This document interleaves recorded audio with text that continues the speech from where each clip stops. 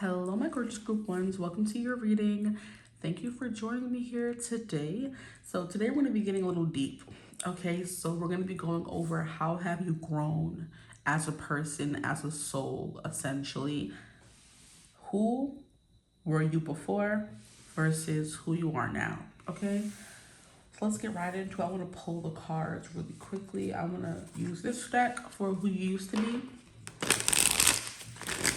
And then we're going to pull an oracle card or two for who you used to be. And then we're going to compare that to who you are now. So please, spirit, angels, ancestors, spirit guides, the highest good of myself, and the collective of group one, please be with me during this reading, providing me clarity and guidance, but most importantly, accuracy and protection in today's reading. I'm saying my whole spiel. I usually do this before the reading. I didn't have time, so maybe this could be important as well.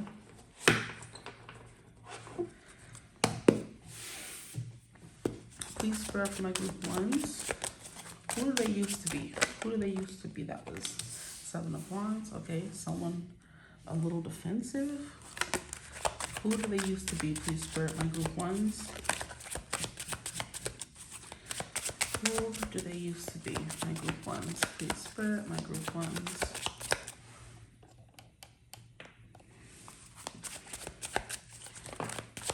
We have the Ace of Swords. I'm hearing you were very defensive and cutting with your words. This is who you used to be, by the way.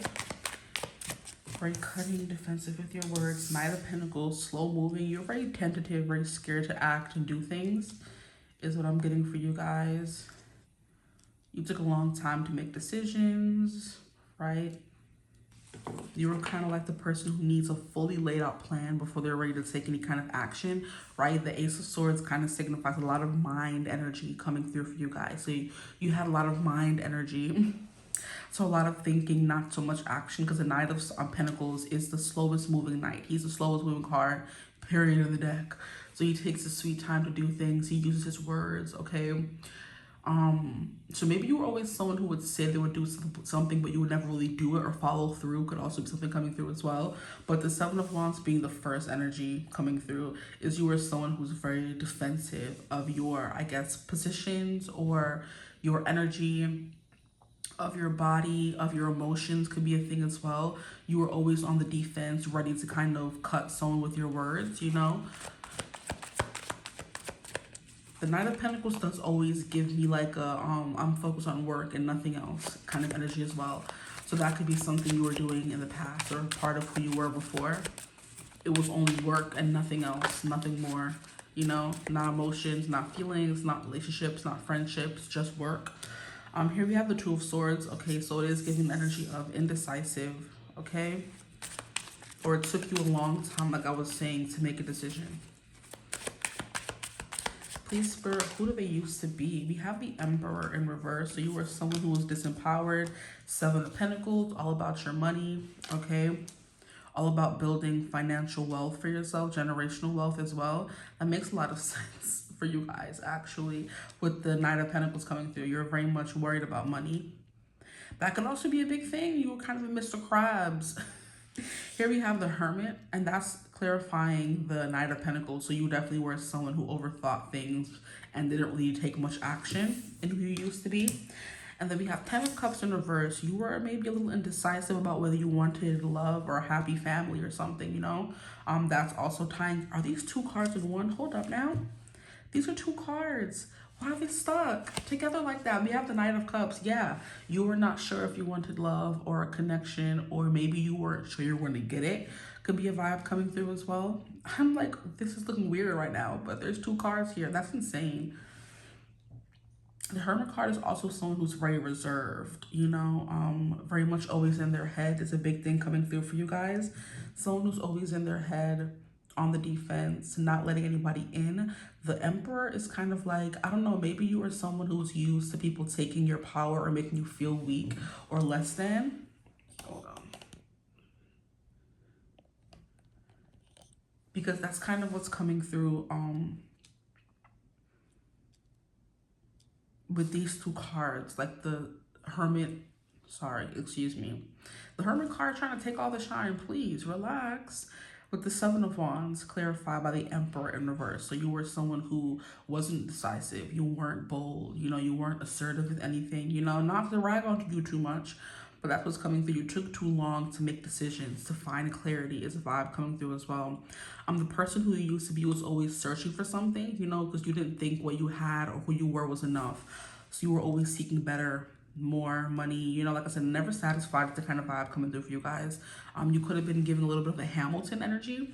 The Knight of Cups coming out in reverse is also kind of giving me you are someone who's, like I said, emotionally closed off. But back to the Hamilton reference, there's an energy of never satisfied, nothing is ever enough. I always want more, bigger, better. I always want to outdo myself. It's the kind of vibe coming through as well. Because if you are familiar with the Hamilton play, right, he kind of ruined his own life. I'm seeing 555, so change could have been a hard thing for you. You're very set in your ways, right? It took a long time, like I said, a lot of planning to be able to move and do new things, you know? So stubborn, set in your ways, whatever you want to call it. Right? But in Hamilton, he basically ruined his chances of becoming the president because of his secrets, right? But also this overworking, never satisfied with how much he was able to, I guess, achieve in life, you know? Because in the play, he went from being an immigrant, someone who everyone looked down upon, but he was always the smartest in the room, you know? His pride was his biggest thing. So the Emperor in reverse can be someone who's quite prideful because you're only worried about you and how people perceive you, and it kind of put up a fence between you and everyone else, right? With the Seven of Wands clarifying the Emperor in reverse can also represent the Emperor disempowered or in his negative, distorted energy. And since the Emperor represents the divine masculine, you were in your distorted masculine, whether you are feminine or masculine energy, whatever you resonate as. It's giving you were someone who never thought you were enough. You were never confident in yourself and what you brought, okay? The Emperor doesn't beg or for attention, or he doesn't have to beg to feel worthy or work too hard to feel worthy. He just knows he's worthy because he's on the throne, you know? It's kind of like when you grow up in nobility, no one ever has to convince you that you're enough, you know? So that could have been something. Maybe you didn't grow up in nobility, you didn't grow up in like a stable household. Could be a thing as well, because the same could be said for Hamilton. He grew up with a father who left. His mother was a woman of the night, right? And everyone in the town kind of looked down on them, I kind of feel like, except when it came to Hamilton's smarts, right? And then he ended up getting sick, and his mom got sick, and then she passed away. So it's giving very much unstable or destabilizing childhood that kind of set the tone for how you moved in the world, pushing everyone away, not letting anyone get too close to you. You know what I mean? Not wanting to form long, healthy, stable connections could also be a thing coming through as well. You know, being very sharp with your sword and not letting anybody get too close to see the emotion underneath, you know? But yeah, it's kind of giving me that. His mom got sick, then she passed. He went to live with his cousin, that his cousin committed, you know the song. His cousin unalived him or herself, I'm not sure, the gender of the cousin.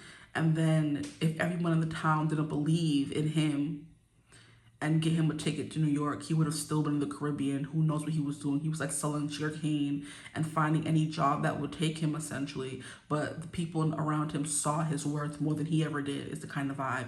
And I think he spent the rest of his life trying to prove those people right about, you know, betting on him, you know? And then he moves to New York, he meets Aaron Burr, and he just, I don't know, just never stops, because the song Nonstop is coming through from Hamilton. The man is nonstop, okay? So just doing, working, never stopping, because you want it at the top, right? And there's someone who can be ambitious, right? But there's someone who can like burn themselves out by being too ambitious, you know, and cutting off everything else. You weren't really balanced in, I guess, work, life, love, play, family. It was just work. I gotta make money and I gotta prove myself, whether it was to prove yourself to you, other people around you, I'm not sure. But that's who you're coming out as in the past, who you used to be. Okay, so we have that energy, and like I said, we have the Knight of Cups. You're coming through as someone who is very closed off emotionally. Like, what is that noise? Okay, so that's coming through for you guys so far. I want to get a card from this deck here to see what comes through for you guys. Very, very much focused on money and abundance is a big thing that's coming through for you guys, okay?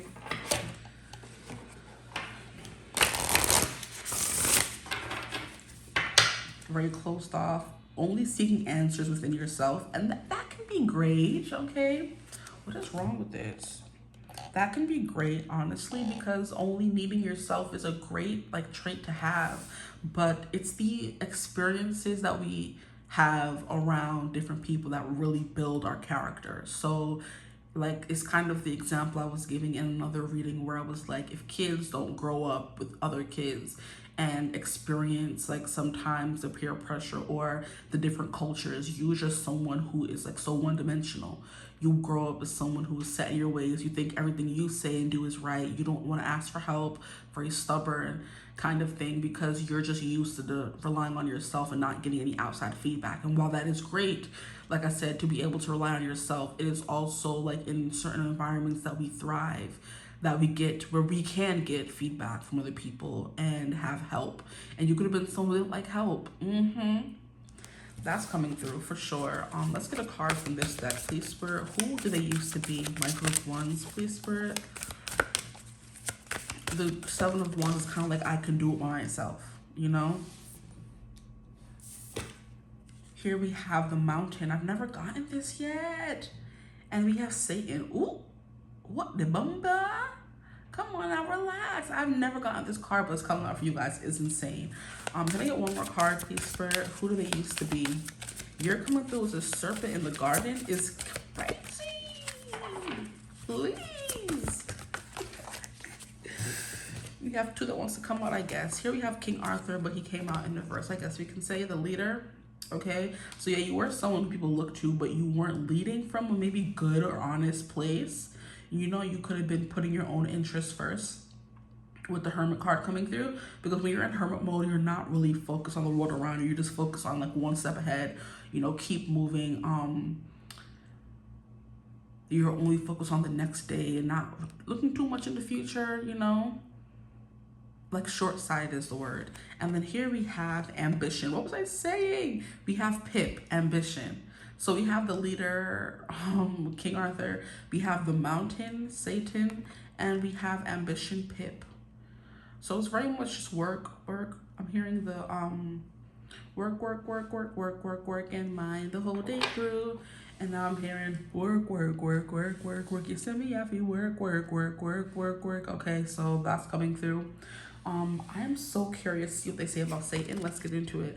I'm surprised there are still cards in this deck that I haven't seen. What do you mean? Okay, so we have rebellion, ambition coming through, and destiny. A mountain can be many things: something to conquer, something to admire, something to fear. It's an archetype that is molded by what we bring to it. This card asks you to consider your own mountain, not perhaps as things to be ascended, but as part of the contours of your journey. Yeah, I kind of feel like you were someone who was very much, I don't know, you weren't understanding, like, what is the quote? It's like, it's not about the destination, it's the journey. You were so focused on the destination that you were forgetting that there's a whole journey to be had. There are people you need to meet, experiences you need to have. I kind of feel like I wouldn't be who I am today if I didn't meet certain people or not even encounter certain things or read certain books, go certain places. Yeah, they may have ended up wrong, or there may have been heartbreak involved or disappointment, but it kind of built character. It builds character. You know, if you're kind of in a shell, afraid to do things, could have been a vibe as well for you guys. You were afraid to fall in love, afraid to break your leg, afraid to be embarrassed, afraid to make a mistake, you know, afraid to be ridiculed. So you only just stayed in your shell, not made friends with anyone, didn't do anything risky because you were just scared of life, you know? It's kind of like giving the cowardly lion from, not calling you a coward or anything, I'm just giving you an example. The cowardly lion from The Wizard of Oz, how he was scared to do anything and it kind of held him back from a lot, you know? And meeting those people on his journey, he realized that along the way, towards the end of the book or the movie, that he was courageous all along. The thing he was looking for so deeply was within him all along. So you are someone who's courageous. And you can overcome things with a mountain, exactly. I feel like I'm preaching up in here today. Hallelujah. Stop it. Don't get me started. It's like those things are coming through. You were like closed off and so in your own world, in your own head, that and like hiding away from everyone because you were afraid to be betrayed or be disappointed or have your heart broken or be embarrassed. You know, you weren't enjoying the journey of life. You were just trying to reach one destination. And then when you do reach a destination, you realize, hey, where are my friends? Where's my love? Where's my community? Where's my anything? There's nothing. Your life is empty at the end of the day because you were so focused and closed in on yourself that you didn't allow yourself to experience any of those joys in life. Yes, there's hurt that comes with certain things, but there's also growth. There's also joy. So I kind of feel like I'm excited to see who you are now, how you've grown. I hope you're able to let love in, you know, let down these walls, okay? But the thing that is like that comes naturally to you seems to be ambition. So wanting things, going after things, you know, making something shake, if you will, and being a leader. So you're a natural born leader, and that could be something. Maybe you were someone who's very bossy. I feel like the Emperor in reverse is insane. The Emperor in reverse, or the distorted masculine, can be someone who's quite bossy, only cares about his point of view, thinks he knows everything, he's the smartest in the room, doesn't take any other people's opinions into consideration, kind of energy. It's kind of like, I know what's best for everyone, you know, kind of, you know, a little high-handed, if you will. But, okay. But as the contours to your identity, so maybe you're someone who's coming through stale, maybe boring, monotone, not too much on y'all, but it's kind of coming through that way because you didn't allow people to shape you. You didn't allow the certain, I guess, experiences to contour your identity. You just wanted a straight path. And sometimes life is not a linear path. It's up and down, it's curvy, it's sharp, it's like twists and turns. But that's what makes life exciting. And that's what makes your journey unique to you, right? So you could have been someone who was trying to avoid these things. Avoid the pain, the mistakes, the pitfalls of life. Just trying to be ambitious and be the leader. And sometimes leaders will fall. But the good thing about when you fall is only up. You can only go up, you know? So back to the card, it says, cast down from the heights of heaven, Satan embarks on a journey that is a descent into the depths of rebellion and despair. His quest to challenge divine authority echoes the struggle between free will and destiny, where the mountain of ambition leads to a fall from grace. Satan's defiance speaks to the eternal conflict between light and shadow. That could also have been something. I feel like if you spend so much time in the shadow, your shadow self, like maybe doing too much shadow work, you don't allow yourself to learn. You know, how can I describe it? It's like sometimes I see on social media where people are like, you've done enough healing, you've done enough shadow work. Now it's time for you to put those practices into effect. Put the things you've learned into effect. If you're someone who's always learning, you're always taking the test. You've never been given the chance to graduate or grow or show off your skills, you know, is the vibe coming through. Because you're like, oh, I'm not done healing. The journey of healing is never going to be over. There's never going to be a perfect time to fall in love or do this or do that. But it's best like to give yourself a chance. If it doesn't work out, you can always try again. You know, that's the beauty of life. I just saw 1818. But that's what seems to be coming through for you guys. I don't really know much about Pip, but it's kind of like natural born leader here with the King Arthur. Everyone seems to like you. You know what to say at the right time kind of thing. You know how to put in the energy and put in the time and the effort is one thing people can't say about who you used to be, right? He is 36. Let's see what he has to say before we move on to who you are now. It says aspiration, humility, and integrity. This is your chance. To possess ambition is to bring forth a primal urge in the human spirit. As with anything of such depth, there are two sides to ambition, darkness and vanity on one and self-realization on the other. So I do believe this who you are now is a more self-realized version of yourself. I'm excited to get into it. You are called to bring the positive energy of ambition to your endeavors and to step clear of the pitfalls of pride. So great expectations, interesting. Pip's dream of rising above his humble beginnings drive him toward a life of wealth and status. See, this is what you're searching for, wealth and status. It's giving Hamilton. I'm telling y'all, Pip, Hamilton, there's so many characters in literature, movies, you know, all the things, you know, TV shows that kind of show us this shadow side of ourselves where we kind of watch them and say, I would never do that. Or we're able to point out so clearly what they're doing wrong, but we would never be able to do the same for ourselves, right? So maybe you could be someone who kind of like, oh, I don't like Hamilton, or maybe even Pip. He made so many mistakes. Okay, we all make mistakes. We learn from them, hopefully, right? It says, but his journey reveals the emptiness of ambition when it is not grounded in the heart. Though hardship or through hardship and self-reflection, self-reflection coming through again, self-realization is a big thing. Through hardness and self-realization or reflection, Pip learns that true greatness lies not in external achievements, but in the compassion and personal integrity. I have been bent and broken, but I hope into a better shape. Look at that. That's beautiful right there. That's gorgeous. Okay, so that's what we have so far coming through for who you were. Now we're going to get into who you are, and I'm excited and I just can't hide it. Ooh, my nose. Hold on. Ooh, just had to sneeze. It felt so good. Yeah, you could have been someone with a stick up your bum. Could be a thing as well, because that sneeze, I was trying to hold it back, but I'm like, no, you coming out. Okay, so like, you know, trying to hold things back, but after this release of who you used to be, I had to sneeze and release it all out, okay? So that could definitely be a thing coming through for you. Let's get into the who you are now. Let's see how you've grown. So please, Spirit, tap me the energy of my group ones and who they are now. Who are they now?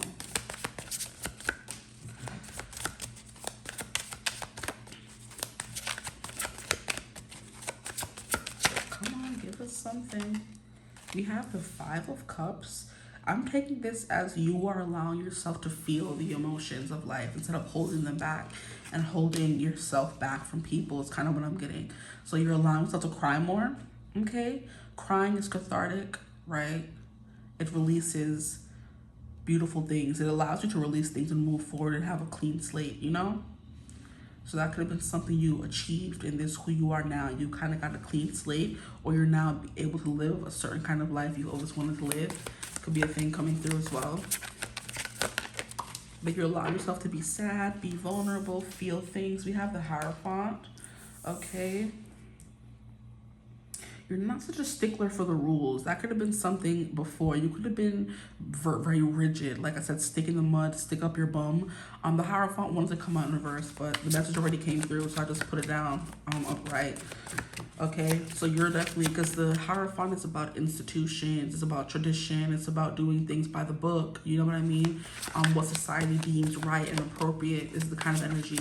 And I believe that's kind of what you're already doing over here, right?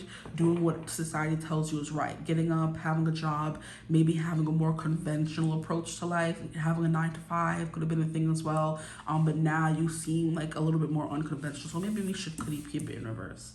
You're a little bit more unconventional. Maybe you have an unconventional job now. Maybe you're doing things that other people are doing, kind of energy, or trying to. You're putting yourself out of your comfort zone.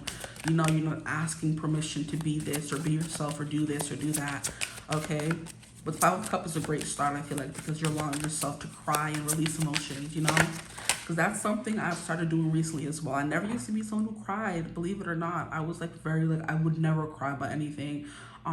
Some things, right? Because some things you can't not cry about, you know? But just like regular everyday life, now I be crying for everything. I'll be watching a TV show crying. I'm trying to remember the last time I cried. It had to have been, was it yesterday? I was watching something. I found a new show on, it wasn't that show, I'm not even sure. It was something that I was watching. It could have been on social media or whatever, but I was watching something and I was just bawling my eyes out. And I'm like, what is this? Who have you become? But that's the thing about it. You cry about it and let it go and move on, right? There was something, I can't even remember what it was. Here we have the 6 of Pentacles. I'm hearing something here about allowing yourself to receive that overgiving. Could also be a part of who you are now. Not believing you have to prove yourself or do all these things to be able to receive things. Okay, too many cards fell out. We're going to put these back and shuffle again. I think it was a book I was reading. It was a book I was reading. I can't remember the name of the book. What was the last book I read? It's not important, but now it's going to bother me. But But it was a book that I was reading. I was crying. I'm like, oh my gosh. When you can relate too deep to the characters, or the characters are crying, so you're crying. Oh, Lord, that's me. As soon as I see somebody crying, I'm crying and bawling right along with them. I'm like, oh, please. Child, being an empath ain't easy, child. Once again, too many cards. We have, okay. Oh, I want to put them back so bad. We're going to put them back. Please, Spirit, who are they now? Who are they now? We have the Knight of Swords. Yeah, this is about action and not so much thinking. Like, you guys got the Knight of Pentacles in the first round, and in this round, you're more of a Knight of Swords. He's going after what he wants. He's taking inspired action. So you have dreams and you have goals, but now you're going after them, you know, in a more practical way. Because here you were giving the Ace of Swords, so you have the wit, you have the knowledge, you know, you had the smarts, I guess you could say. You have the ideas, but you weren't doing them or incorporating them in any kind of way. Now you have the ideas and you have the action behind it. You know, that's beautiful, actually. Factually. The Hermit, you're two in your head. Two of Swords, you can't decide anything. You don't know where to go, what to do next, you know what I mean? But the Ace of Swords is the ideas there, you know, the want is there, you know? But here you're taking inspired action, beautiful. So now you go after what you want. It's something that's coming through here. We have the Wheel of Fortune, interesting. Yeah, that's what I was saying with the Five of Cups. You kind of feel the things and then you move on. You don't allow it to kind of take away from you. Please, Spirit, for my group ones. Who have they become now? We have the Well. This could definitely be about like creativity, for sure. You're someone who kind of allows your creativity into the world. Now the Well is someone who has like a deep connection to everyone and everything, you know. I do believe it's the Well that's Gaia. I think that the Well is connected to Gaia in this deck. So you're kind of connected to the world now. You're more tuned in, right? But in a healthy, like holistic, natural way, not in like a overconsumption, I have to prove myself, like I said, too tapped into the collective kind of way. How can I describe it? You're tapped in a healthy way instead of a way where it's taking away from you, which is kind of like why I feel like things are now coming back to you more. Like, I don't know what it's been recently, but I feel like life has been just lifing in the best way lately. I just had 2727. That could be important for somebody. I'm trying to show you all the cards. But I don't know, like things that I've been wanting to do, and like every time that I go for something or want to do something, it just goes in my favor. I don't know what to describe it as. I don't know if it's like Empress energy or manifestor energy, but for example, I have been meaning to wash my clothes for, I'm not even going to tell you how long. I'm embarrassed for how long it took me to wash my clothes. But it's just every weekend has been so busy. When I get home from work, I'm tired. Now the weekends, I'm ready to go out and have a good old time. So by the time Sunday comes around, it's just never gave. You know what it needed to give. But I finally cleaned up and like cleansed my space, because I think it could have been the energy of spring that was kind of pushing me forward to do it. But anyway, I digress. But I finally decided to get up and go wash my clothes. So I ordered the detergent on Amazon yesterday or the day before, and then it came the next day, right? And I'm like, okay, I'm gonna get up, I'm gonna wash. And by the time I went downstairs, there was someone who was putting clothes in the washer, and I'm like, oh, gasp. And I'm like, I didn't wait all this time to get up and wash and not be able to wash my clothes, okay? So I asked the guy in the laundry room, I'm like, are you gonna be using this big washer? He's like, no, you can use it. I'm like, great. Because I come down just before to check that there's nobody in the room, that I run back upstairs to get my stuff. But this time there was somebody in the blasted room, like, oh my gosh, here we go. But I'm like, okay, I can use this big one. That's all I need. I'll just keep refilling it and get my things done. I go back upstairs, drag my bag downstairs, and then I start throwing things in the washer. And then I see the guy by the machine, and I'm like, are you okay with everything? He's like, oh, I'm trying to get my money on the machine. He starts taking his things out of the washer, I realize.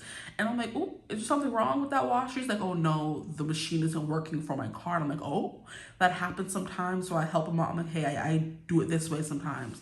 I buy the code or gift card on the website, because we use Hercules washing machine. So there's a way for you to buy the code or buy the gift card and then use the machine to put it on the card, because the machine been acting stupid for me too, right? For like the past few months. That could be another reason why I never go. There's just too much ghettoery. Anyway, I'm taking too long to describe it. I'm sorry. But he ends up, I'm like, okay, this is what you do. He's like, okay. He takes his clothes and goes upstairs and comes back down. I'm like, let me know if you need help. He's like, cool. He comes back down and then like takes all of his things and leave. And this is me, and I was at first scared that I wasn't gonna be able to wash anything, or it was gonna take forever because he was using some washers and stuff like that. Nah, I don't know what happened, but I don't know who was working in my favor, but that man ended up leaving. He's like, I'll just do it tomorrow. I'm like, great, I won't be here tomorrow, so you can use it. You could use it to your heart's content. But I'm like, I've been seeing things like that happen for me. When it's time for me to decide to do something or go somewhere, it always ends up in my favor. And it's kind of like, ooh, I like this energy. It's really beautiful. But yeah, that's kind of what I'm getting here, where you're kind of really tapped in. You're now receiving things in like a more natural way. It's not forced, or you don't feel like you have to work too hard for it. Because all I did was like, hey, I'm going to wash tomorrow. I don't care how, but I'm going to. I made up my mind. I got up. I waited for the detergent to be delivered. And then as soon as it came and I saw it was a few stops away, I got up, put on my clothes, and I was ready by the door waiting. As soon as it came, I was ripping open those boxes and ready to go out the door. I got downstairs. I'm like, oh man, here we go. Somebody's here. Spirit was like, oh, you need a problem fixed? We got you. Something was wrong with that machine, and I told him how to fix it. And he could have did it, and he could have came back down and washed. Like, no, I'll just do it tomorrow. I'm like, I bet. And I had the whole laundry room to myself for the rest of the night until I was taking on my last clothes, folding it. And that's when the next person came in, and I'm like, oh, I don't need the room anymore. I'm good. And it's just like things like that have been happening like so like naturally, and I'm like, I like this. So I think your life is kind of moving with that flow, with the well and the wheel of fortune. Things just seem to be happening and coming towards you really easily, smoothly. No, exactly. The Nine of Cups, not having to fight or like push or force anything. You know what I mean? And then here we have the Eight of Swords in reverse, and that clarifying Nine of Swords is quite beautiful, because instead of you overthinking, okay, and having analysis paralysis, now you're able to just have inspired action, have an idea, act on it, and if it works out, it works out. If it doesn't, it doesn't. It's the kind of energy coming through here. But I had to wash my clothes, and I was able to wash them. Now I'm at work, feeling fresh and clean, right? That's the energy coming through, and that has been happening a lot. I have loads of other examples. That was the first one. I'm like, I had to tell somebody about this. I didn't tell anybody about it because I was too focused on washing my clothes. And then when I got back upstairs, it was really late. But I'm like, nah, I'm gonna go wash my hair. Let me go wash my hair. And then I'm like, okay, I'm gonna get some dinner. I ate some dinner. I'm gonna read a little bit of my book. I read a little bit of my book. And by the time I wanted to see if I felt satisfied, by the time my head hit the pillow, I felt like I did what I needed to do, and I was able to fall into a beautiful sleep, okay? So it's kind of giving like that, like life seems to be moving quite naturally for you. Six of Pentacles, you're able to receive easier. The Hierophant in reverse, you're not worried about what society or what conventionality thinks or about. You don't really take that into consideration when it comes to you doing anything. Five of Cups, allowing yourself to feel, not allowing yourself, not holding your emotions back is the kind of vibe coming through here. Because Knight of Cups is coming through here, like I said, in reverse for who you used to be, is like not allowing yourself to feel deeply or cry over spilled milk. Sometimes it's all you need to do.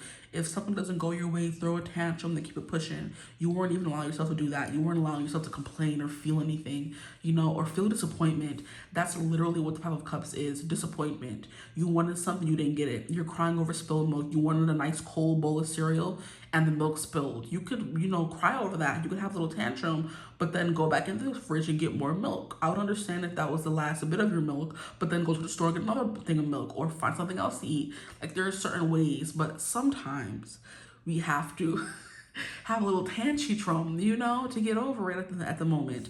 Then here we have the Wheel of Fortune. Like I said, because you're allowing yourself to feel more, I kind of feel like that is like tapping you into, I don't know, like I'm hearing like a universal tap or universal knowledge or something like that. And now Spirit's like, okay, it's like the final boss mode has been reached, and it all just took you opening up your emotions, So healed heart chakra could be a thing coming through here. I'm hearing also solar plexus is like believing in yourself, could be a thing as well. But who you are now is someone who's more aligned, more in tune. So things just seem to be coming naturally. It's kind of like people could look at it as luck or alignment, right? I could have considered yesterday when the man left the laundry room and I had the whole room to myself until I was down to my last folding of my last article of clothing. And then another man came rolling on and I'm like, I bet I'm done. You can have the room. But he didn't come until I was done. I was down there jamming, singing, folding, all that. The whole like 2-3 hours I was down there. No interruptions, you know? And I could see that as luck. But it's been happening a little too much to be luck. It's called alignment. When you don't really worry about anything, things just seem to come your way, you know? I said, I'll wash my clothes, and I got them washed. Did I not? Yeah, I did. And it all happened in the way it was supposed to, you know? So, like, kind of like not forcing things or putting too much emphasis or weight on if you fail or don't get things done. It's kind of like, kind of energy. I'm hearing que sera, sera, whatever will be, will be. The future's not ours to see. Que sera, sera, okay? And it's funny because I was watching a TikTok video. I think it would be quite helpful for you guys, but I think you've kind of evolved past that now. But it could be helpful for anybody. It was a therapist saying, like, I'm giving you like a year or 2 years worth of therapy in like 1 minute, okay? And one of the things he said was that I'll always remember, because that's something that I also struggle with. He's like, anxiety, you experience anxiety when you're living too much in the future. And I'm like, oh, don't read me for Phil. I kind of knew that, because anxiety is like you worrying about something that hasn't even happened yet. And you're making up all these scenarios about what could happen instead of just focusing on the right now and how you feel right now and making decisions and taking action based on what's in front of you right now and not what's 10 steps in front of you, you know? He's like, anxiety is you worrying too much about the future. And I'm like, oh, yeah, that's something that has like stuck with me ever since I saw it. Even though it was something I knew already. Sometimes it takes outside explanations for it to make sense. That's what I was also kind of getting with you guys in this, who you used to be. You didn't want help. You thought you had all the answers. You knew everything. You know what I mean? And if anyone told you that, I already know that. Yes, you already know that. But sometimes it takes someone outside of yourself telling you something for it to make sense, or for you to connect the dots, you know what I mean? And I believe you are kind of in like a more receptive energy where you can now ask for help and you can now receive help and feedback and things like that, you know? So you're definitely evolving that in that kind of way. You have 9 of Cups, 6 of Pentacles and 9 of Cups, like a very beautiful energy to like be coming out in the same like a row, I guess you could say. Because the 6 of Pentacles is about people giving to you, right? But it's because of what you have given, you know? And then we have 9 of Cups, is you getting a wish fulfilled, or you being like a very satisfied, happy state in your life. So right now, all the things are lining up for you. All the cups are lining up and you're taking them all down. You want love is coming. You want a house is coming. You want this is coming. You want a better job and financial wealth is coming. That's the kind of energy coming through for you right now. And it's because of this growth that you have been experiencing. So the growth you've experienced is receiving help, okay? Not believing you're always right, okay? As a Virgo, and the Hermit energy is the Virgo, I can relate to that as well.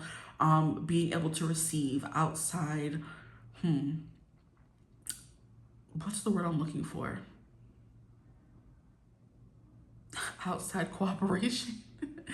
That's not the word I'm looking for, but you know what I mean? Outside advice, I guess we could use that word as well. And then we have 9 of Swords, you taking inspired action on certain things. And the 8 of Swords in reverse is you not focusing so much on what is in the future and just focusing on what's right in front of you, okay? So you're definitely opening yourself up. We're still not getting anything about love, but I do believe the 9 of Cups is you more so denying yourself, like, you know, trivial emotions. Here we have courage. Look at that. Didn't I say something about that? Courage. You having the courage to do something interesting. Okay, here we have the Innocent. So allowing things to happen to you and not always needing an explanation or a fully laid out like spreadsheet of what's gonna happen. You just go with the flow. Could definitely be a part of who you are now. And then we have the Shadow. Ooh, this could be something you're now like aware of, or something you've incorporated, you know, you fully incorporated your light side and your shadow side. Because that's what the devil over here, or Satan, I should say, was talking about. There's a light and darkness to things, but sometimes it's about like incorporating those two together, you know? Here we have the Shadow. This is Bertha Rochester. let's get into these queens because they're all women. Okay, so you are definitely more in your feminine energy here. All these over here were men, funnily enough. Who you used to be, very masculine, right? Distorted masculine, some would say. Overly ambitious, you know what I mean? Overly bossy, right? Kind of energy. And then here we have all female characters coming through. So let's get into them. We have Courage, the scarlet letter A. I think her name is Hester. She is 33, so the number 33 can be important. And I just flipped the 44, that could be important as well. Maybe you're deciding to be more wild, you know, lead by instinct, nature, what you want, you know. Because like nature versus nurture, like who you really are on the inside versus who you have been grown up to be versus who you were bred to be. Something like that is coming through. Maybe you're going based on more of your nature of who you always were instead of what you were trying to be, you know. I hope that made some sense. Here we have courage, resilience, defiance, and transformation. The Hermit, sorry, excuse my French. The Hierophant in reverse could definitely give that, okay? But it says guidance. To walk alone is to walk with courage. Courage is a daily act, and being called to it takes a strong sense of self and endless levels of fortitude. But don't fear. To live with courage is to live with a truth that shines a light for others. Allies will find their way to you. Okay, so that's kind of what I'm getting with Six of Pentacles. You have found like a community or a squad or people to be there for you or support you in your endeavors, and you don't want to do everything alone now. You are accepting of help from everybody else. The Eight of Swords is you like locking yourself in a box saying, I can only help myself. And that puts you in a state of, oh my gosh, I can only help myself. Now you're anxious. When you allow yourself to get help from others, you're able to, you know, experience more freedom and not have everything be on your shoulders, you know? Exactly. Receiving help is a big thing for y'all in who you are now, right?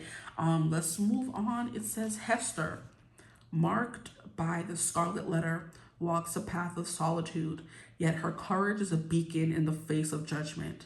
Her resilience transforms shame into strength, and she redefines her identity outside the boundaries of society's expectations. That's exactly what I was saying with the Hierophant in reverse. Hester's quiet defiance reveals the power of courage in the face of injustice. Okay, so fighting for other people could also be a thing as well. Wasn't a big thing coming through in the cards, but since it's coming through in this card, it could be a thing as well. You fighting for other people, okay? The next card is the Innocent, Alice in Wonderland. Embracing the weird, you know? The Innocent, curiosity, wonder, and imagination. That's also kind of what I was getting with wilderness. You're being more wild, okay? Allowing things to come naturally to you, which is alignment. You are working with the universe. You're taking the first step and they're helping you, and things are coming to fruition easier than you saying, oh, I'll just do it for myself, you know? Okay, so it says the Innocent is a token of the power of wonder and play. The Innocent understands that at its heart, the world is simple and goodness begets goodness. The Innocent bathes you in the warmth of childlike joy, finding beauty in the small and forgotten corners of the world.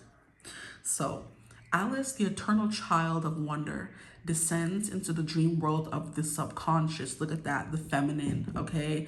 The intuition, the gut feeling, the confidence, you know, in yourself and your feminine wiles. Let me stop.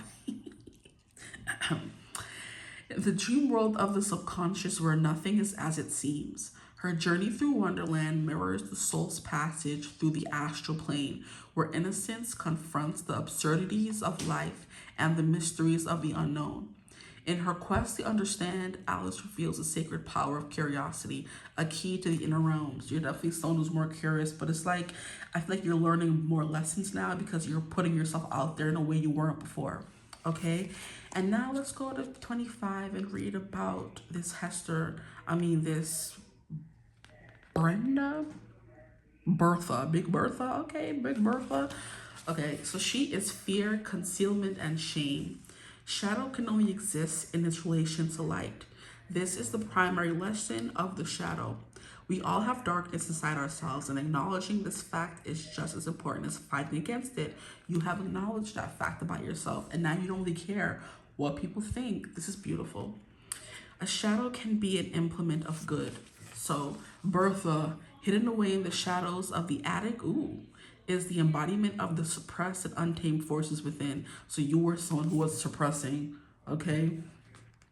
Her presence haunts Jane and Rochester, representing the dark secrets and desires that can no longer be contained. Ooh. Bertha's tragic existence calls attention to the parts of ourselves we deny, urging us to face the shadows in order to heal. That's something you have been doing. Great, beautiful. Okay, I have Bertha in the attic. It's insane. But I think she's like a metaphor of their repressed urges and desires. The two people in the Jane and Rochester, okay? It's coming through as an embodiment of them repressing these things, hiding them away, not able bringing them to the light. Exactly. So you have definitely fully stepped into who you are as a person, and it's making life much easier for you with the Wheel of Fortune, the Well, and the Nine of Cups. The Well and the Nine of Swords is giving me an energy of you following your heart desires, your passions. So it could be you creating more things or become a creative force, you know? But that's what's coming through for you guys. Okay, I hope this reading resonated. I don't want to take it too far, right? But you're definitely someone who's exploring more things and believing more things are true and not being a fuddy-duddy. You're being more fun and living more life, okay? But I hope this reading resonated. If it did, feel free to like, comment, and subscribe. Join the tribe. We'd love to have you. If you ever want a personal reading, you could always book with me using my email in the description box below. If you ever want to join memberships, you could do that using the link in the description box below right above where you could find the timestamps. But I hope you're having a beautiful, wonderful day. Always check out the other goodies in the description box. Okay, if you ever want to leave a tip, that's in there. If you want to use my codes from sponsorships, that's down in there. Just look around, right? But I hope you're having a beautiful, wonderful day whenever you're watching this reading. And as always, I will see you gorgeous people in the next one. Mwah. Bye. Hello, my gorgeous group 2s. Welcome to your reading. Thank you for joining me here today. So today's reading is going to be a little bit of like a deep one. I guess we're going to go a little deep, right? We're going to be getting into how have you grown. So we're going to be getting into who you used to be versus who you are now. And based on what we get, we're going to see how you've grown as a person, okay? So if that sounds like something you're interested in, stick around, get comfortable, get cozy. Splitting the deck, we have the Sun, we have the Two of Cups. Interesting. I just heard something about you not being happy unless you were in a connection. That could be something coming through because we have the Sun and we have the Two of Cups. So that could be an energy coming through. You could have been someone who was always chasing romantic love. So you could have grown more into self-love. Not saying you kind of put away the idea of romantic love, but you kind of started pouring more into yourself. It could be a little vibey vibe coming through. You could also be someone that says vibey vibe. So I've never said it in my life, but it came through. Okay, one more shuffle. That was kind of ghetto. And the Sun is persistent at the bottom of the deck. And the Four of Wands, exactly, yeah. You were someone who the Sun in this I guess instance or this example is giving me what you want, your wish, your heart's desires. It's kind of like your core memory, your core ideal. Could definitely be a vibe here with marriage and love. Let's see what actually comes through. The Sun does not want to leave, okay? So please, Spirit, for my group 2s, who do they used to be? How have they grown? Who do they used to be? These are way too many. I'll keep this one because it came out organically. Maybe you used to hide away because I'm realizing that in group 1, look at that. All the cards just came out upright and your cards are flying out in reverse. Sorry for all the hoopla. The table is moving like a fool. Well, we have the Five of Pentacles. Yeah, maybe you were someone who always felt lonely or other. You felt cast aside, you didn't fit in. And then we have the Ten of Pentacles. Yeah, it has something to do with family. So maybe you were the black sheep in your family and that's the vibe coming through for you guys. Ten of Pentacles is foundational. So it's your home, your health, your life, your routines, things you do often, how you make money, how you feel secure and stable. So there's something here about you not ever feeling secure financially maybe, or never feeling grounded or safe in your body, in your home, in your surroundings, things like that. We have the Two of Wands in reverse. It's giving stuck. I'm seeing, what's her name? Rapunzel from Tangled, how she was really stuck in the tower because her mother wouldn't let her go. So that could definitely be like a comfort movie for you because you resonate with that, like being wrapped up in bubble wrap and not allowed to do anything, you know? Here we have the Magician feeling powerless. Oh my. I wasn't expecting this. Yeah, there's something here about family. So maybe you did feel other or different in your family, and that led to you not taking chances or them not allowing you to take chances. Maybe I'm getting like a very sheltered lifestyle, or not even lifestyle, but childhood or just life. And it's kind of giving me how parents like pushed their ideals onto you. But I'm mostly getting like religious beliefs or values that they wholeheartedly believed in. They try to force onto you as well. And it kind of stifled your growth or your expression because those things weren't really resonating for you. So maybe this could be you liked girls, but your family would not hear of it. They only wanted you to like guys if you're, I guess, a female, or even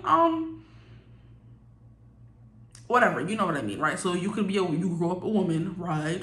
And you only liked girls, you didn't like men. Or you grew up a man and you didn't like girls, you liked men. Or you grew up a they, them, you felt always different, but you kind of felt stifled at home because you weren't allowed to be who you really wanted to be. Is the kind of energy coming through. Or you just always felt different from your family, right? So any of those vibes can be coming through, but it kind of left you a little untethered, if it makes any kind of sense. Who you used to be is definitely someone who was looking for a family, which is why I kind of feel like love was a big thing for you, because you may have thought love saved you, like Rapunzel in the freaking movie. Exactly. So maybe you grew up like a Disney girl or boy, and you kind of felt different, other, unappreciated, unsettled, like ungrounded in this household you were growing up in, and it led you to kind of lean towards princesses on fantasies and fairy tales, because everything always led to a happily ever after. They found their love, and that love always accepted them wholeheartedly, kind of energy. But the main movie coming through is Tangled. So you grew up sheltered, everyone kind of told you what to do, what to eat, who to be. I'm also hearing on Mulan also. So I am getting like cultural, like oppression could be a vibe as well. Or cultural domination, maybe. Like they were telling you what to do, right? Even though they feel right to you, you know? Like for example, Mulan, they were telling her she had to get married. That's the only way she could help or serve her family. And she was like, well, I don't want to get married. Especially if it wasn't for love. Sis ran. Like in the beginning of the movie, we meet her going to a matchmaker to find her love, because the women are supposed to be birthing sons and the men are supposed to be fighting for and protecting the, I guess, empire, right? And she was kind of like, I don't think I will. I don't want to help my father in that kind of way, okay? I want to help him by physically going to war for him. And that was something that was looked down upon. I'm pretty sure if she would have brought it up to her family beforehand, before doing it, they would have been like, no, right? They probably would have locked her away somewhere. So there's something here about duty, about honor, about like family expectations. It could be that as well. And it's something that you kind of felt burdened with, you know? I'm hearing smothered. So that could be a vibe coming through as well. They wouldn't allow you to like live or make mistakes. Very coddled could be a thing as well. Take it as it resonates for you, or maybe you coddled yourself because you were scared of like experiencing the world and life and things like that. But the Magician is very disempowered. You didn't feel like you could be fully yourself or step into your power or like live in your truth or speak your truth. So it was kind of like they were either saying things to make you feel like you were different or doing things to make you feel like you were different. And then these cards kind of want to fly out. I'm not sure if we should take them or not. Should we?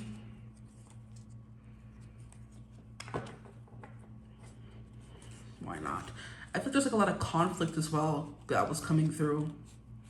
Conflict, disagreements, oppression, suppression, that kind of energy is coming through. Yeah, we have the Hermit is energy, but coming out in reverse is kind of giving me you weren't allowed to truly figure out who you were, because any like little sign of you exploring your deeper self, it was like demerit, or you were like try to be talked out of it, or maybe even beaten out of it, could be a vibe coming through as well. But the Hermit is really going deep within yourself and figuring out what you want, you know, getting to the root of problems, you know, shining a light on your inner shadows and things like that. So maybe you were someone who always resonated as spiritual, but your family would push religion on you, right? Like I said, you grew up feeling like you were in a wrong body, and you felt like you were another gender or something, and they were like no, or you felt like you were another sexuality and they were like no. and it's something you had to kind of like navigate, is the vibe coming through. But there's something here about you suppressing who you really were on the inside with the Hermit card coming out in reverse here. And of course, I feel like it deserves to be under the Magician, okay? Here we have the Five of Wands and the Queen of Wands in reverse. The Five of Wands in reverse can give me like a fight or flight kind of energy, but I do believe for you guys mostly, I'm getting you guys were scared to kind of fight back. You weren't like outspoken. You weren't the person who was standing up for yourselves, and this would fit really well under this card here. And then the Queen of Wands. Yeah, you didn't really feel confident or comfortable in your like home life, whatever that may be. That's who you used to be, right? And this could be as recent as 2 months ago, or like as far back as 10 years ago, 20 years ago, right? There's something here with the person that you used to be was scared to open up and show who you really were because you were scared of retaliation, or it's something you weren't just scared of it. It happened often. You were yourself. You always were this confident person who knew who you were and know what you wanted to do in the world, but you were kind of like, oh no, pushed away from it or something like that, persuaded to do something different. I'm getting how when I first started spirituality, it was like a big like hoopla in my household because I grew up very Christian. And my aunt would just be getting an attitude about it. She would just get mad, and she's someone who like, when she gets mad, right? Very unstable childhood. Temper tantrums, stuff like that, okay? Whenever she didn't like what you were doing or you were different than her, it was like always insults and belittling and making you feel like less than or stupid or whatever. You know what I mean? I'm just like, I'm glad, I kind of like, I don't know, like just was brave enough to continue being myself. So I knew what I wanted, and I've always been the very stubborn person. Like, I'm still gonna do what I want to do. I don't care what you have to say. It took me a while to fully live in that truth, but I was always that person on the inside, which is what I mean by you always knew who you were and what you wanted to do and what you wanted to say. But I guess to save face or to prevent drama, you would like not say much or not say anything at all. But on the inside, you always knew what you would have said in that moment. You know what I mean? But anyway, it's kind of giving me that, right? When I first started bringing the tarot cards home, and, she would see them, and she's like, oh, what a bum is this, and da-da-da-da, and cussing and acting and carrying on. And that didn't stop me. I kept going, and look at me now. Like, it's kind of giving me that. And I'm so glad that I kept with it, because this is like a big part of, it's not my entire personality, because I'm like definitely still someone outside of it, but it led me to becoming who I am today. It gave me more confidence. It helped me find myself, my path, what I'm supposed to be doing, kind of energy. What I would love to continue doing for the rest of my life, but like in a more, I guess, grandeur capacity, if you know what I mean. I would love this to be my full-time career, and like just this would be all that I do, help people, give them readings, guide them, but like in a more grandeur kind of way. Maybe it goes beyond readings. Maybe it's a lifestyle or a class or a course or a community where you guys can actually come and like come to a place and see and, just learn and grow in all kinds of ways, right? But if I would have stopped and would have been scared and would have let this conflict, make me feel, I always felt like an outsider as well, but if I let it stop me from going after what I wanted, I don't know where I would be right now, right? So it's kind of giving me that. Even though you were someone who wasn't able to fully be yourself, you always knew who you were and what you wanted to do, and you always stood firm in that, even if you had to hide it, or do it behind the scenes in the dark, I'm getting like black sheep kind of energy for you guys. Can I get a card here? One more. I did just want one more. Can I just get one more? Who do they used to be, please, Spirit? Who do they used to be? Definitely someone like to hide their magic. Hide your whims is what I heard as well. Maybe you just grew up in a house full of miserable people, child. And everyone was always so sad and womp or just freaking miserable with their life. And instead of you like being miserable with them, you wanted to be more whimsical and magical and find ways to kind of get out of that, break those freaking generational curses that were placed upon you, right? And it's just like, why are y'all just so damn miserable up in here? Yo, that's what it's giving. Like, why are you so and miserable all the time? It's so draining. Like, especially as someone who like identifies as whimsical. You know what I mean? It can be so annoying to be around people who are like that all the time. And I'm like, oh my gosh, bro, it's just so obnoxious. But you always knew you were that, but you could never fully be that without someone being upset. Or if you grew up in a household where everyone was sad, or there was sickness, or there was depression or whatever, you felt guilty for being happy and normal and not like everyone else. You know what I mean? It's kind of giving me that, you know? You didn't want to kind of buy into the whole, oh, generational curse. If they're miserable, I'm going to be miserable too kind of energy. You're like, nah, I'm going to kind of set my own path. The King of Wands coming through here. It's something you may have done on the low. The Two of Pentacles, or the Two of Wands in reverse doesn't always mean the opposite of what the card means. It could just mean that energy blocked. So in who you used to be, you were always someone who's very confident, someone who's very magical, someone who's very, I guess, contemplative, inquisitive, you know, deep, right? You were someone who was always confident as well, you know, bossy kind of energy. You like to stand in your power. You knew who you were, right? And then we have the Five of Wands. You were someone who liked to compete, and you know, you knew you were like a baddie. You knew you were really good at what you did, but people try to make you feel like, oh, don't be too boastful kind of energy is what I'm getting here. So all these energies that came out in reverse are the energies that you were forced to kind of like hide in your life. The Two of Wands, wanting to travel and be better and to grow, have choices that you made for yourself, no one else made for you. Two of Wands in reverse, right? We have the Hermit card in reverse. That's about going deep within and, you know, becoming a better person, being introspective. But in the household you grew up in, that wasn't a thing. Oh, there's something wrong with us. You know, we're perfect as we are kind of energy. You know, just narcissistic behavior. There's no need to go deep and figure out what's wrong with you and heal those things. No. And that's something you have to hide. Your healing, you know, your magic, your whimsy, your power. Because it triggered their, you know, insecurities. Whoo, child, this is a word. Hallelujah. I don't know why this reading has been giving me like I've been preaching a sermon up in here. Like I'm feeling the Holy Ghost all up and through these readings, child, because whoo, especially when I relate to what's going through, like the human experience is so interesting. We can all experience the same kind of emotions in different settings, different fonts, different skin colors, and it's just crazy how we all just have to go through these things in life, child. But it's definitely giving me that. You felt alone, that you couldn't fight back, you couldn't fight your way out, or it's something you struggled to do. Like I said, you struggled to find your confidence here. But the King of Wands is someone who is always very charismatic, you know what I mean? And that could be something, your charm, your charisma, it's like your fire, your ambition is kind of what got you through, okay? I could go on and on and on, but we're going to leave it at that for now, because then we could just be here for hours and hours, and I tell you, we'll just keep pulling cards. But that's the energy coming through here. And wow, if we look at these two cards, the Magician is Virgo energy and Gemini energy, but the Hermit card is also Virgo energy, and these two are both in reverse, right? So we have Virgo clarifying Virgo, very interesting. Yeah, there's something here about alchemy, or your specific brand of alchemy that was kind of like shunned upon, or you felt like you had to do it in the dark, right? Interesting, very interesting.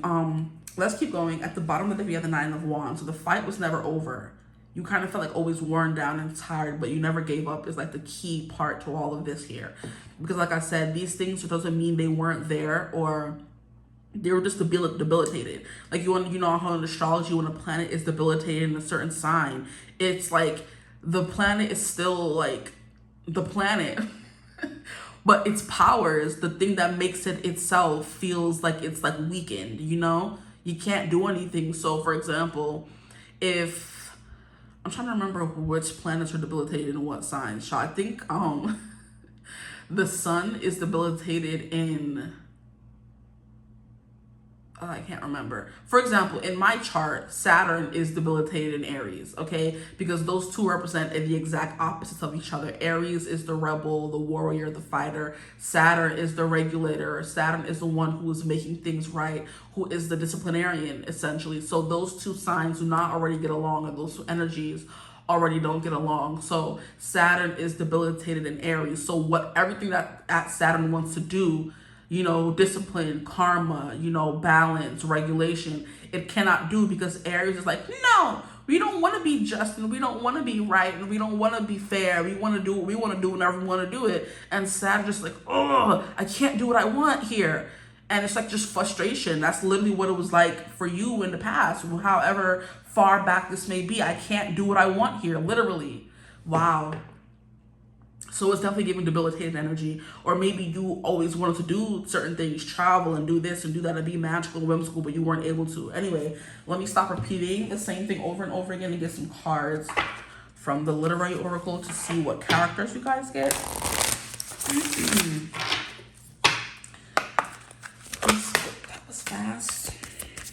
These are way too many characters. Oh, Father. Okay, we'll see what comes out and read from the important ones. So here we have the shapeshifter, the X-colored man. Okay, so for who you used to be, the shapeshifter. So it's kind of like code switching, or I'm getting like how can I even describe it? There's this I think it's also in a show. But basically, there's like this character in a show or a movie or something where she grew up like Muslim or something. But every time she came to school, she would kind of like have her change of clothes in her bag, and she would change into regular people clothes, do her hair, do her makeup, and then she would have to kind of change back into her traditional clothing that from the religion or culture she grew up in when she went back home, right? But it's also kind of reminding me how a friend I used to have when I lived in Florida, she was Muslim, okay? Her family came from Pakistan, and they would all wear their like, you know, traditional garb, right? The patterns and the cloth and just a lot of clothing, you know, I don't really know what it's called, okay? So I'm not going to say anything and just be wrong, but she would wear those things. But whenever her parents weren't home, she wasn't allowed to go outside. But she would sneak outside, and then she'd have to sneak back in the house before her parents came. And even sometimes when she would come to school, she would wear regular clothing, and then she would have to run back in the house before her father or mom came home, because she would get in trouble if she was found outside of that, right, you know, cultural traditional garb. And this reminded me of that. But there is a girl in some movie or television show that she would come to school in the regular clothes. She would go say bye to her mom and dad. They would drop her off, and then she would dash to the bathroom and change into her, you know, civilian clothes and put her makeup on and do her hair. And then she would have to go through the whole process of taking it off and rubbing it off and cleaning it off, and then going back to her regular, you know, traditional garb to go back home, you know. It's kind of giving me that. So like code switching is the shape. What is this? The shapeshifter is giving you having to be this kind of person around them and be something different around other people, okay? And then here we have homecoming, Penelope. Interesting. I know this is Odysseus and Penelope, and he is known for going on his big journey off to war, and her promising him to come back, and he promises to come back. But, you know, that's not something he can actually promise for real, But he does end up finding her, right. But the homecoming is very interesting for who you used to be. It's kind of like I said, you knew who you were, but it took a while for you to get there, you know? Here we have the poet, Emily Dickinson. Maybe you come from a very conservative household where they were like, you better be a doctor or else. And you were kind of like, well, I don't want to be a doctor. I want to be an artist. I want to be a poet. I want to be a writer. And they're like, if you do that, we're going to disown you. It's like there's something here about obligations, or, you know, people pushing their beliefs and wants and needs onto you, you know? And then here we have the Andalier. I really ever get this card. So we're going to read about this. The other ones are pretty, you know, self-explanatory. The shapeshifter having to be many different things, okay? The homecoming, we'll read about that one as well. Then we have the poet, which is Emily Dickinson. So it's definitely giving you have the heart of a poet, the magician. You want to make things and create things, you know, but you couldn't do that because your power was kind of like stolen from you or debilitated. All the things you wanted to do, you couldn't do it because the people that were, you know, living with you or raising you were ops, okay? Sorry to say that, but you know. Let's go to homecoming first because it's 50, and then we'll go to the end, 55 after. So homecoming is return, reconciliation, and completion. Homecoming is a sacred return, a journey that brings you back to where you began, but with new eyes and wisdom. Gorgeous. The card signals the completion of a cycle and the joy of reunion with your true self. Exactly. Sorry, I'm getting excited. Or those you love. You are being called to find peace and wholeness in the familiar. Reflect on where you feel most at home. And we have the 10 of Pentacles coming through here. So yeah, feeling not at home, not like you're, you know, like imposter could definitely be a vibe as well. Imposter syndrome, like, you know, you were meant to do something, you always wanted to do it, but every time you would do it, you didn't feel worthy enough of it. But you know, you came home to your true self is a lesson that's coming through here for who you used to be. Penelope. After years of trials and wandering, Odysseus' return is the culmination of a hero's journey, and at the home itself, a long and arduous metaphorical journey has been enacted. Penelope has fended off her greedy suitors for years and crafts the trial of the bow, knowing that only Odysseus, then in disguise among the suitors, is strong enough to string this mighty weapon. And this is kind of what I was talking about, you trying to escape in love or idealism or fairy tales kind of energy to help you kind of get through this. You know, you live vicariously through these characters, which makes a lot of sense because all Rapunzel wanted to do was see the lights. I just want to see the floating lanterns gleam, you know. That was her one wish. Is all she wanted to do, but her evil Mother Gothel was like, no. She wanted to keep her there for her own selfish purposes, you know? She could have took her to go see the floating lanterns and then brought her back, but she wanted to be evil and say no. Child, I tell you people. Anyway, and then she escaped. She found a way, and on the way, she ended up falling in love. That wasn't really her goal. She wanted to live, you know, and experiencing. But I think for you guys, that could have been an escape in love, you know, finding partners or things like that, or just dreaming of this love that you're going to find one day was definitely a big part of that journey for you, of who you used to be. Wanting to escape or find something outside yourself, or, you know, escape in love. Escapism is a big thing coming through. Okay, 55, the end, how fitting. We have closure, transition, and acceptance. Beautiful. Who you used to be, you learn to accept that. We love that. So embrace the closure of this chapter and prepare for new beginnings. The end invites you to withdraw from the outside world and seek inner guidance. In the silence, you will uncover wisdom that has been hidden from view. Trust in the power of introspection and allow yourself the time to reflect, okay? The tragedy of King Lear. King Lear tells the tale of an elderly king who splits his kingdom between his daughters, and cruelly punishes Cordelia, the one daughter who refuses to play to his vanity. Look at that. That's freaking what I was saying, bro. King Lear was someone in your life, and they cruelly punished you whenever you would refuse to play their vanity, their narcissism, their idealizations or idealizations of the world, what they thought it was compared to what you thought it was. Child. War ensues in this tragedy where one man's folly and inability to let go rains down disaster for innocent and villain alike. Wow.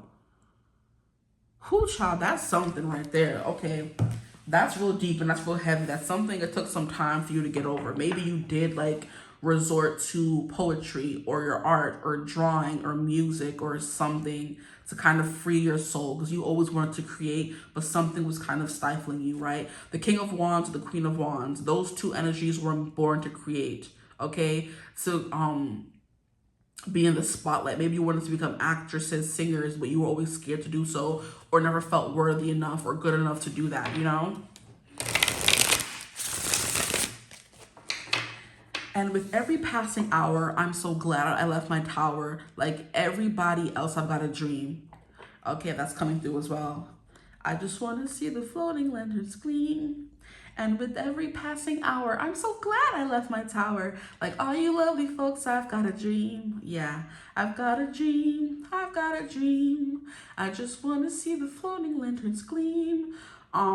But it's kind of giving me how she went into that bar like a little innocent girl and kind of brought everyone together in song. You're kind of meant to be that person who brings people together, but it wasn't ever fully realized in yourself. You know what I mean? That's something who you never, that's something you never fully realized, right? Maybe you were always good with the masculine side of creating, like doing the creating, but the believing in yourself and your creations was something you were missing. The Queen of Wands, one thing she gonna do is get people to do her bidding. One thing she gonna do is get people to believe in her vision and work for her to get that vision made, because she is someone they want to worship and make happy. So you were always good at, you know, creating those things and believing in those things you wanted, but not believing in yourself. Oh, that's so powerful. I can't.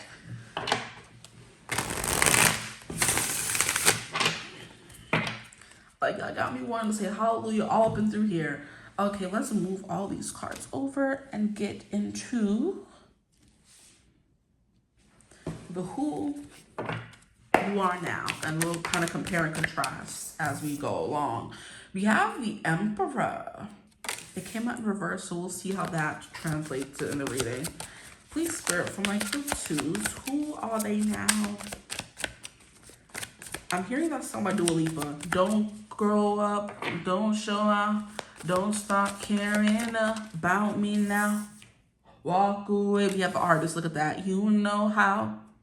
Don't stop caring about me now. Did a full 180, crazy. Thinking about the way I was. Did the heartbreak change me?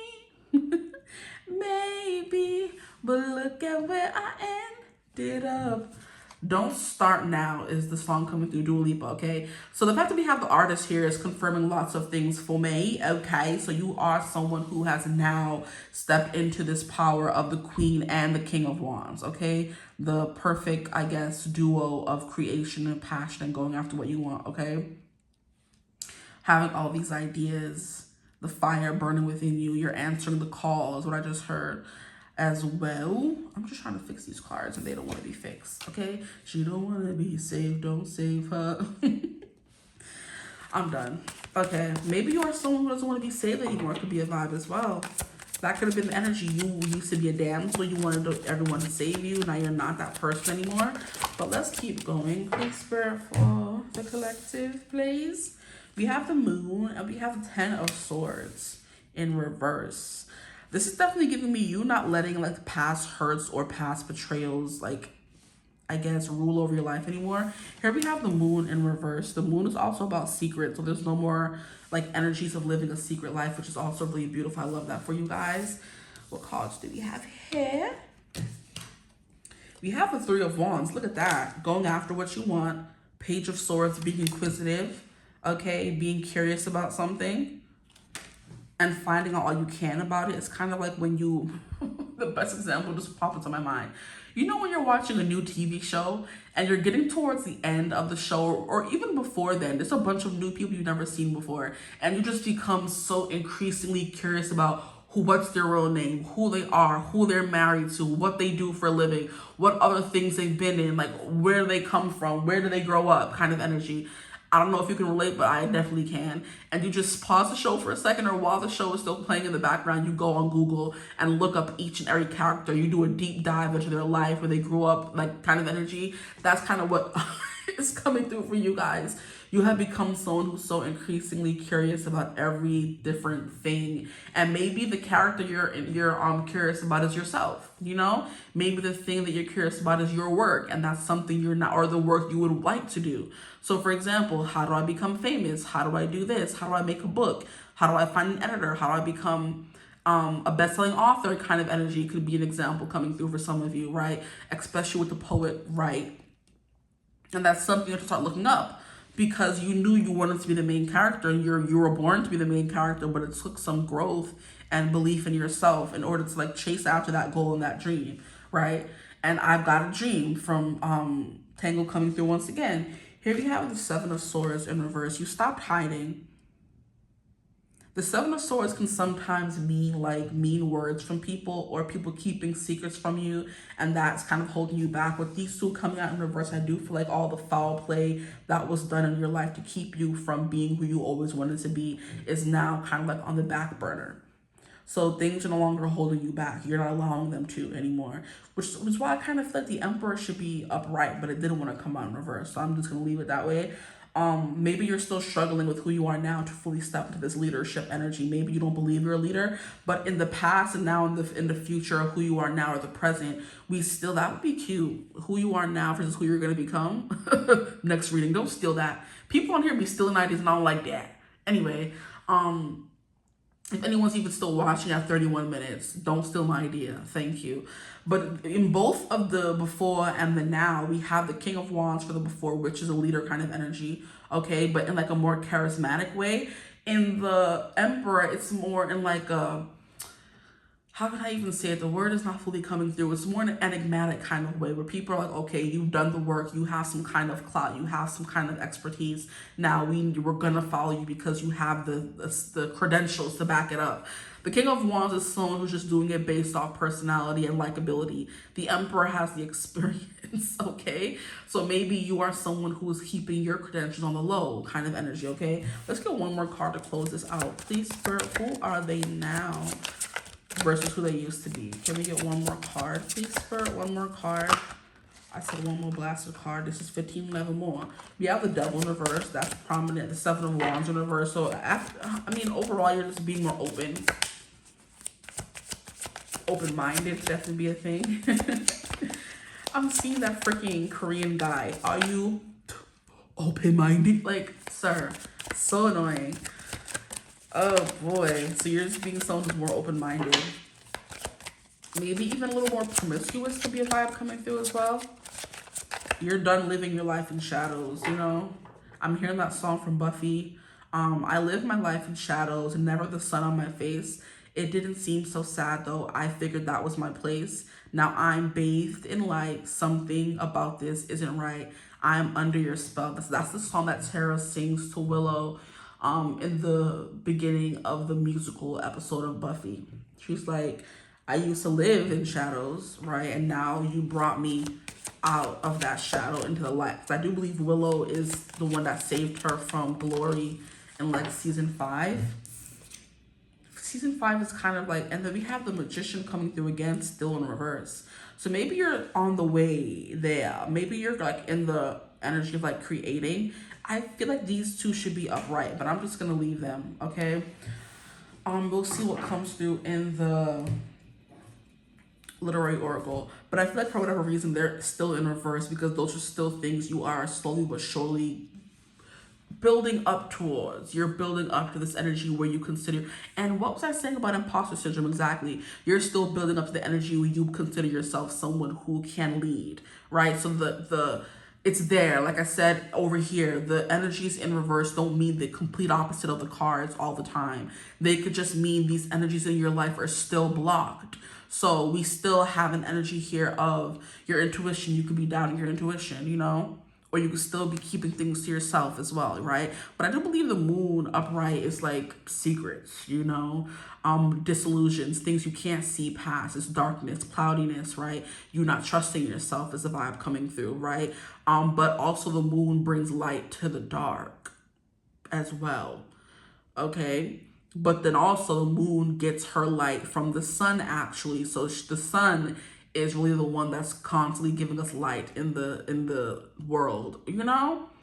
And the sun kind of represents creativity in my opinion, you know, the creation of things, birth, warmth, right? It's giving me Phoenix rising from the ashes vibe. But we do have the moon here. So you're definitely someone who's still like hidden. Maybe the things you are creating, you're not putting out there in the world because you're scared of what people will say, what they would think, because you're still in the mentality of letting what they said hold you back, you know? It's a delicate balance. Things don't like change overnight, especially depending how recent or far back this energy over here was for who you used to be. Okay, you're getting somewhere is what I'm getting as well. You are creating at the very least. You may not be putting it out there or believing yourself to be this great like person because you grew up hearing the complete opposite, but it's taking time to get to this point, you know? It's not gonna happen overnight. But we have this Three of Wands, you taking risks, you know, setting out on a path where you're not sure where things are going to go, but you're still willing to do it because you're doing it for the betterment of yourself. And then we have the Two of freaking Wands over here in reverse, and now we're having the Three of Wands upright. Stop playing. You finally found the, I guess, the courage to step forward. Yeah, we have the Two of Wands here in reverse. And now you're representing the Three of Wands upright. Like, don't piss me off. Exactly. So it's taking time still, but you're finding your way. You know, you're still moving forward. You're taking risks. You're doing things you never would have saw yourself doing before. And that's something you should pat yourself on the back for. Okay? Put these back. You ended out a huge cycle based on who you used to be. You ended out a huge cycle. There may have been some pain, but there's always going to be triggers and traumas that we have to overcome. And you're still in the process of overcoming this feeling that you may not even be suited for this job. You may not be as powerful as you think, you know, like self-belief is going to be a big thing for you guys to overcome who you are now is what I feel like. Or believing that you have the power with the Emperor and the Magician coming through here. Or maybe even feeling grounded and stable because the Emperor is 4. So maybe feeling grounded is something that you still have a hard time doing, especially if your childhood was anything but, you know? Maybe you're still having trouble finding that peace in this new reality or peace in adulthood or whatever the case may be for you guys, right? You're still trying to find that groundedness. You're still trying to heal your root chakra, right? Regulate your emotions could be a big thing as well. The Magician is also one. Maybe you're still having a hard time like starting new things. Maybe you have periods of, I guess, creation. Then you kind of have periods of, okay, I created it, but I'm scared to release it now. You know what I mean? So there's a bunch of different things coming through, but at least you're learning, you're growing. Okay, you're doing things, exploring, And that's good enough sometimes, right? You're no longer sneaking in the night and pretending you're not this person. You're fully standing into who you are. But like I said, depending on how long you have been doing it, it's going to take some time for your reality and your inner self to kind of align in this kind of way where you feel like you are the Emperor upright and the Magician upright, okay? The Magician upright believes he can do whatever he wants and that good things always find him and that the power is within him. That could be something you're still struggling to believe. The Emperor knows he has all the wisdom he needs because he was literally bred to be the Emperor. Most emperors it's like a bloodline thing where you were born, bred, and raised to rule over the kingdom. So it's a job you are overqualified for. It's not something you just happen to find yourself in. This is something you were made for, you know? Interesting. What was I made for could be a significant song for you guys. Group 2. What was I made for? It was a big thing in the Barbie movie. That's the song was made for the Barbie movie. And basically her whole thing was her not wanting to be just Barbie, her wanting to be more than that, you know, her wanting to find a life outside of that whole world and wanting to know what could she be besides this thing she was made to be. Whoo, child, the messages are messaging today. Okay, let us get some cards from this deck here and see what else is coming through. So you're still in the phase where you're learning about your gifts and the things you want to do and how to get there. And any movement forward is better than no movement at all, is, you know, my motto.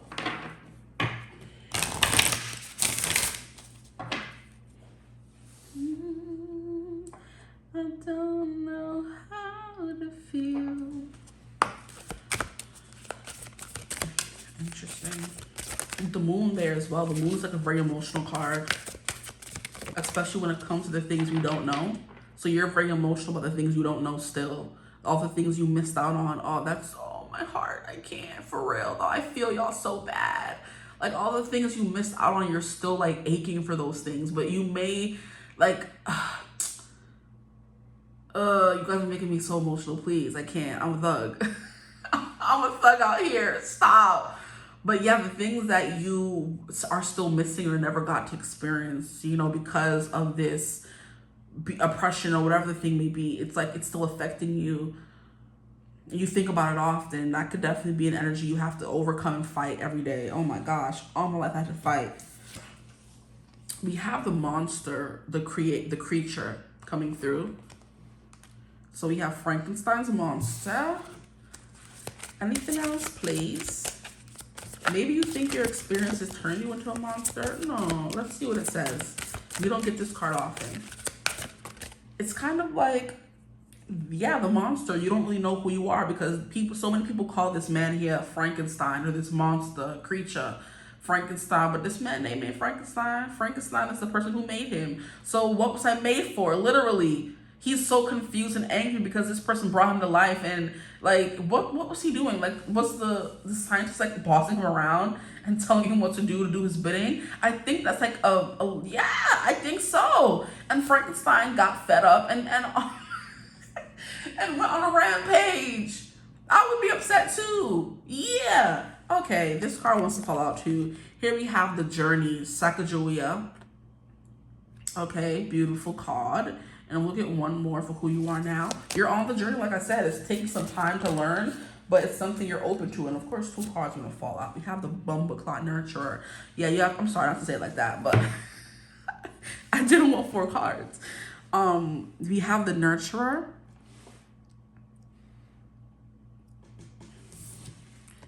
Margaret, Marmee, March. So the March sisters matter, okay? And then we also have Obsession, which is Captain Ahab. Okay, so let's get into it. I'm definitely going to read into the monster. The Nurturer is more so giving me you having to heal your inner child. Maybe some of you could deal with like bipolar disorder, BPD, or multiple personality disorder, something like that. Because all these little people, I know they're meant to be her children, but the Nurturer is you nurturing all the little broken pieces inside of you. Right? So a little person who wanted to be a hockey star, who wanted to be an astronaut, who wanted to be a singer, you're now having to nurture all those parts of you, okay? and maybe even have like little side quests to fulfill those parts of you that didn't get to experience those things. I know when I was younger, I wanted to be ballerina, I wanted to do gym, I wanted to learn how to swim, I wanted to take dance class. I was never able to do those things. And I kind of feel like me as an adult, it's my job to, I guess, try those things at least once. I may not have been like an athlete or Olympics gold medalist at those things. I wanted to do soccer, football, so many things I never got to do. And I'm like, it's up to me now to nurture those little parts of me who wanted to be each of those things, you know? That could be a vibe coming through for you as well. But let's get into the monster. You flip right to it. Beautiful. It says fear, isolation, and anger. So you are still isolated and like dealing with and moving through these energies. But like I said, any step forward is better than none. So the monster arises in the face of injustices done to us. Pain and isolation can warp this spirit, or worse, those around you can fail to see the reality of your true self. Woo. The wisdom we can glean from the monster is an acceptance of the reality of our struggles, but the folly is in indulging in our anger. We are never as alone as we think. That could be something you are, you know, battling or, you know, moving through. Here it says, the creature born from ambition and scientific hubris is a reflection of the consequences of playing God. His longing for acceptance turns to anger when he is rejected, revealing the pain of isolation. Not to laugh, but period. Like, I feel you. For acceptance turns to anger when he is rejected, revealing the pain of isolation and the danger of unchecked creation. The story of Frankenstein's monster serves as a meditation on the responsibilities we bear for what we bring into the world. And this could also be another thing. Your parents brought you into the world but gave you no blueprint, gave you no nothing. You don't know how to do anything. And that's something that's very frustrating, because with the page of swords, the page of swords and three of wands energy coming through here is you having to find out the answers yourself, because your people had no answers to give you. So you're kind of like, you just birthed me and threw me to the side, didn't do anything for me. You don't have the answers either. And now I didn't ask to be here, and I'm having to figure this out by myself while feeling pain and anger towards you. Like, and there's nothing I can do about it, because the past is the past and you're never gonna change. Oh, there's so much coming through this reading. Please, I can't, free me. Is an energy really, really coming through here for real? Because you birthed me, you brought me to this world, you warped me into this person that's like fearful or fearless or whatever you resonate as, and now I'm dealt to deal with the fallout, and it's so unfair. But it's also life. Please. This is getting too real. I don't like this at all. Let's keep going. I want to get into this is pretty, you know, self-explanatory. You're going through a journey and you're having to nurture yourself each and every step of the way. And it is harrowing, because this is like being a mother to 4 different versions of your inner child. You're kind of like, I'm tired of this grandpa. And the rest of these kids are like, well, that's too damn bad. You know? Oh my gosh, I cannot. But there's something about an obsession coming through as well. I wonder what that's about. Oh my. But this is basically about Lewis and Clark stealing Sacagawea and forcing her to go on this journey to help them expand, like, was it west? Expand west. And she was the only one who knew about the languages and about the west. So they kind of basically kidnapped her, or her people offered her up, or they stole her, one or the other, I can't remember, basically. And she basically had to bring her husband with her, help them translate, go on this very dangerous journey of sickness and experiencing all these new things that she's never experienced before. She had to give birth on the road and deal with being a mother as well. Like, excuse me, that could be a vibe coming through. So maybe some of you are young mothers, because we do have all these damn kids. And you're having to nurture them because you like maybe grew up too quickly, or you came from an unstable household and it led to you getting pregnant early. It's not going to be for everyone, but that could be a vibe coming through as well. Wow. Let's get into this obsession really quickly. I'm very curious about this. It says anger, relentlessness, and resolution. Yeah, anger coming through twice. Many a great personage has been undone by obsession, from ancient heroes and thinkers on down to the present day heroes and villains. To be simply aware of your obsession sometimes isn't enough, since it can grow from wholesome impulses like love and loyalty. Our job is to look at our obsession with honest eyes. Captain Ahab's obsessive pursuit of the white whale becomes an all-consuming force, driving him beyond reason to the depths of madness. And I did say you were on a journey to look for something, so it could be like driving you a bit crazy when you haven't found all the answers, you're not sure what to do or where to go from here. Oh my. His quest is both physical and spiritual, a confrontation with the unknown that mirrors the darker sides of the human ambition, the moon. Okay? And that's why the Magician and the Emperor are probably still in reverse. You're still learning, like I said. Okay, Ahab's relentless chase reflects the dangers of being consumed by a single desire, where the soul risks losing itself. Okay, what are y'all going through? Please. That's like very intense energy coming through there. Very intense energy. At the bottom of the deck, let's see what it says. We have the King of Swords in reverse. So maybe you're feeling like very confused right now and you're still on this journey of enlightenment and it's taking more out of you than you would like, okay? And you can just have moments of being angry that your family didn't set you up perfectly right for what you're dealing with right now. And I understand that wholeheartedly. But you can do it. You can do it. I'm gonna leave your reading right here though. We've been here long enough. If you're still with me, appreciate you. Put a will in the comments. I love you guys. I hope the reading resonated. Though if it did, feel free to like, comment, subscribe, join the tribe. Love to have you. If you would ever want to book a personal reading with me, you could always do so using my email in the description box below. If you want to join my memberships, you could always do that as well. I'm using the link in the description box below right above the timestamps. But I do hope you're having a beautiful, wonderful day whenever you're watching the reading. Feel free to always check out all the links in the description box. You know, just play around down there. There's a bunch of stuff, okay? But I hope you're having a beautiful, wonderful day whenever you're watching this reading. And as always, I will see you gorgeous people in the next one. Mwah. Bye. Hello, my gorgeous group threes. Welcome to your reading. Thank you for joining me here today. So we're going to be getting a little bit deep today in our reading. We're going to be getting into how have you grown as a human, as a soul. And we're going to get into that based on who you used to be and versus who you are now, okay? So that is definitely something that is going to be a lot. It could get heavy. Group 2 got a little heavy. Group 1 was also very heavy. This is something that's going to explore the shadow side of you more often than the light attributes of you. Is going to figure out, go through what made you who you are. So that's something you are here for and ready for. Get comfortable, get a snack, you know, lay down. Don't fall asleep though. You can put me on 1.5x, 2x. And let's get into it, because group 1 and group 2 is going to be like 40 something minutes, guys. I don't want to rush the process, okay? You can't rush perfection. So let's get into the energy. Please, Spirit, tap me to the energy of my gorgeous group 3s. Who did they used to be versus who they are now? We're using 2 different tarot decks, so we're starting off with who you used to be. A little blast from the past. Who did they used to be, please, Spirit? Why do cards be acting out like that? We have the 4 of Swords. Interesting. I'm hearing overthinker.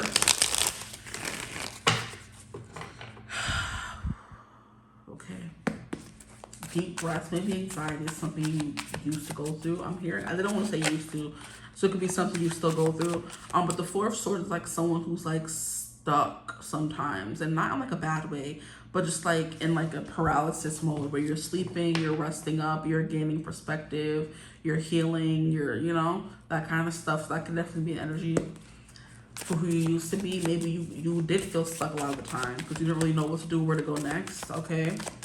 Please, Spirit, who did my group 3s used to be? Almost called you group 2, and I almost called group 2 group 3, so that's funny.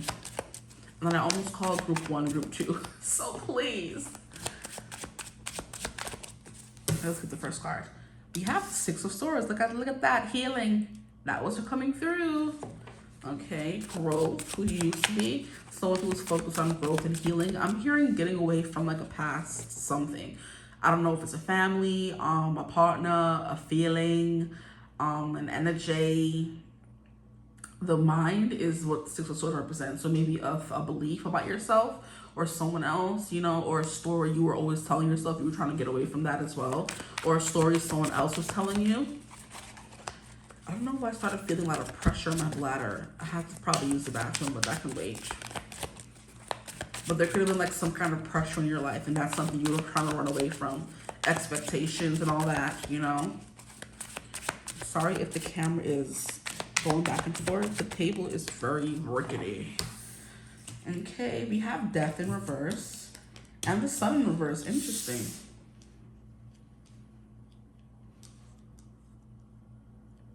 I'm hearing Death of a Bachelor by Do I Look Lonely? Panic at the Disco. I see the shadows on my face. People have told me I don't look the same. Maybe I've lost weight. I'm playing cookie with the best of the best, with my heart on my chest, so that you can see it too. Maybe some of you were running away from being a bachelor or a bachelorette. In the past, we have Four of Wands in reverse. That is funny. The death of a bachelor. Oh, oh, oh, that is a waterfall. Okay. So we have the sun in reverse, we have the death in reverse, we have the Four of Wands in reverse. Let's see what else is coming through for you guys. We have the Eight of Pentacles in reverse. So the sun in this instance is kind of giving me confidence. Okay, so maybe you have like confidence issues or like belief in yourself. Could be like another, you know, take on that. We have the Four of Swords actually coming out. That is hilarious. Okay, it said we said what we said. It's like, yeah, I'm getting like waiting for something. You were like always waiting for something to happen or waiting for something to end or waiting for someone to end something. So maybe you were always the kind of person waiting for people to leave. You know, it's the kind of vibe I'm getting here. The Four of Swords of Stone is like, oh, I'm just sitting here waiting around, or maybe you're just waiting for things to find you. It could be a bunch of different things here, but yeah, waiting for people to leave you because you always got left. That could be like a trauma response as well. Feeling abandoned, or feeling unhappy, right? Feeling untethered could be a thing as well, because the Death card is like you're in a limbo because the end is not near, because you're maybe running away from it. So you're kind of stuck in like a, yeah, and that would be the Four of Swords. Exactly. Ooh, you're stuck in limbo. I'm also hearing limerence could be a vibe as well. Maybe you were stuck on someone specific with the Four of Wands coming through. And so far we have two fours, and fours represent stability, okay? So maybe you've been trying to find some peace and harmony from some instability in love and who you used to be, or instability in childhood or life, right? We have the Three of Wands in reverse. And then we have the Knight of Cups, but I'm gonna keep shuffling one more time. It was meant to come back out, it will. Okay, relax. You got too many cards now. Please, Spirit, one more card. Queen of Wands.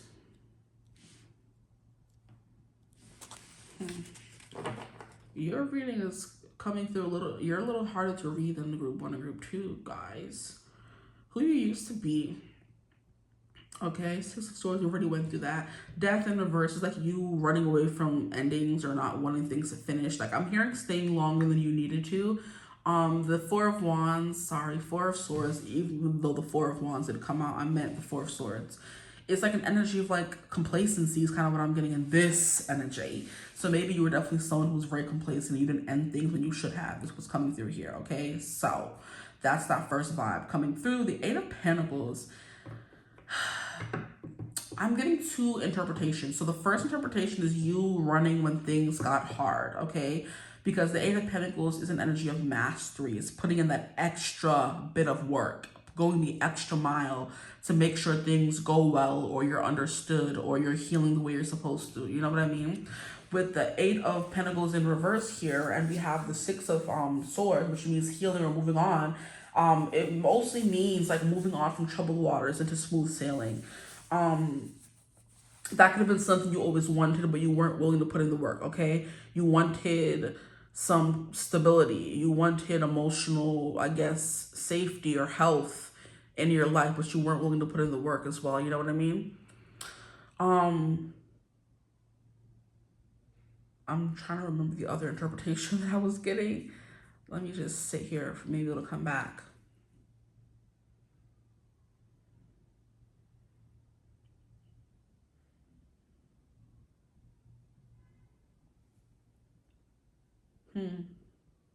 Not really coming back.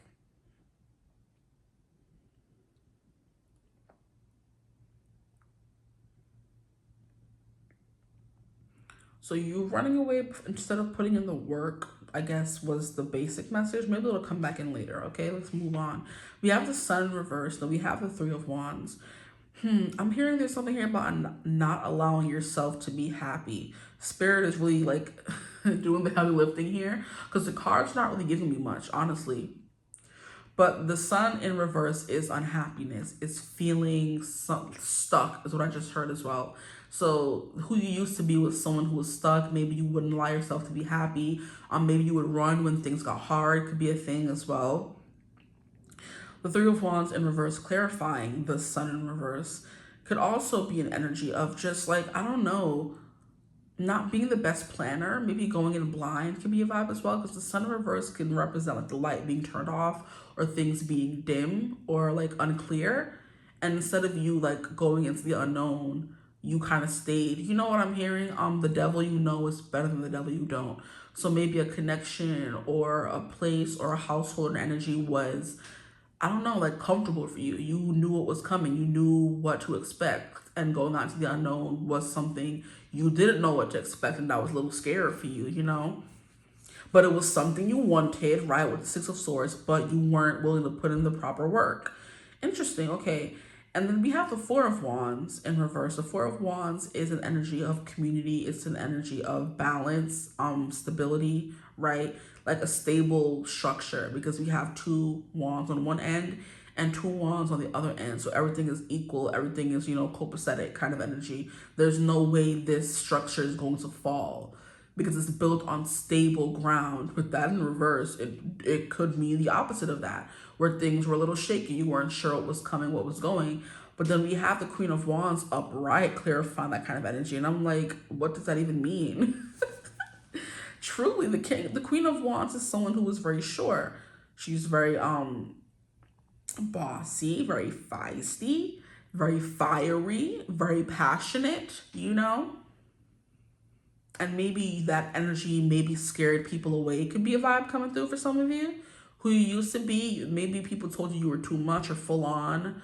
Maybe you tried to do too much in connections, and that's why things were always off balance. Maybe you were always trying to overgive or overdo. Could be an energy coming through here, or just take more than what you were giving.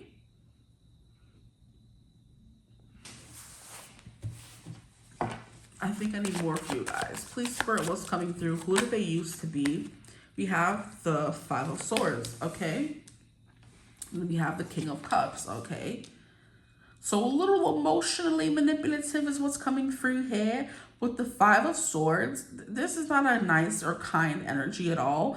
But when it's coming out in reference to like an archetype or a person, I guess we could say, it's someone who's getting manipulated. This could be something you were used to dealing with, or this is something that you were embodying yourself, okay? Don't get triggered now, because if this is, you would know if you were someone who's emotionally manipulative. If you weren't, then that energy is not for you, and that could be energy you are dealing with, okay? But yeah, that's what's coming through here. The King of Cups, maybe you came off as cold, because King of Cups can also be someone who's very reserved with his emotions. He doesn't want anybody or just any old person in, you know? Very closed off, very cold. But then we have the Queen of Wands here. This is so curious to me that we have the Seven of Cups coming through as well. I just saw 12, 22, so 222 could be a thing as well. Maybe you are coming through with someone who's like a little bit wishy-washy, you know?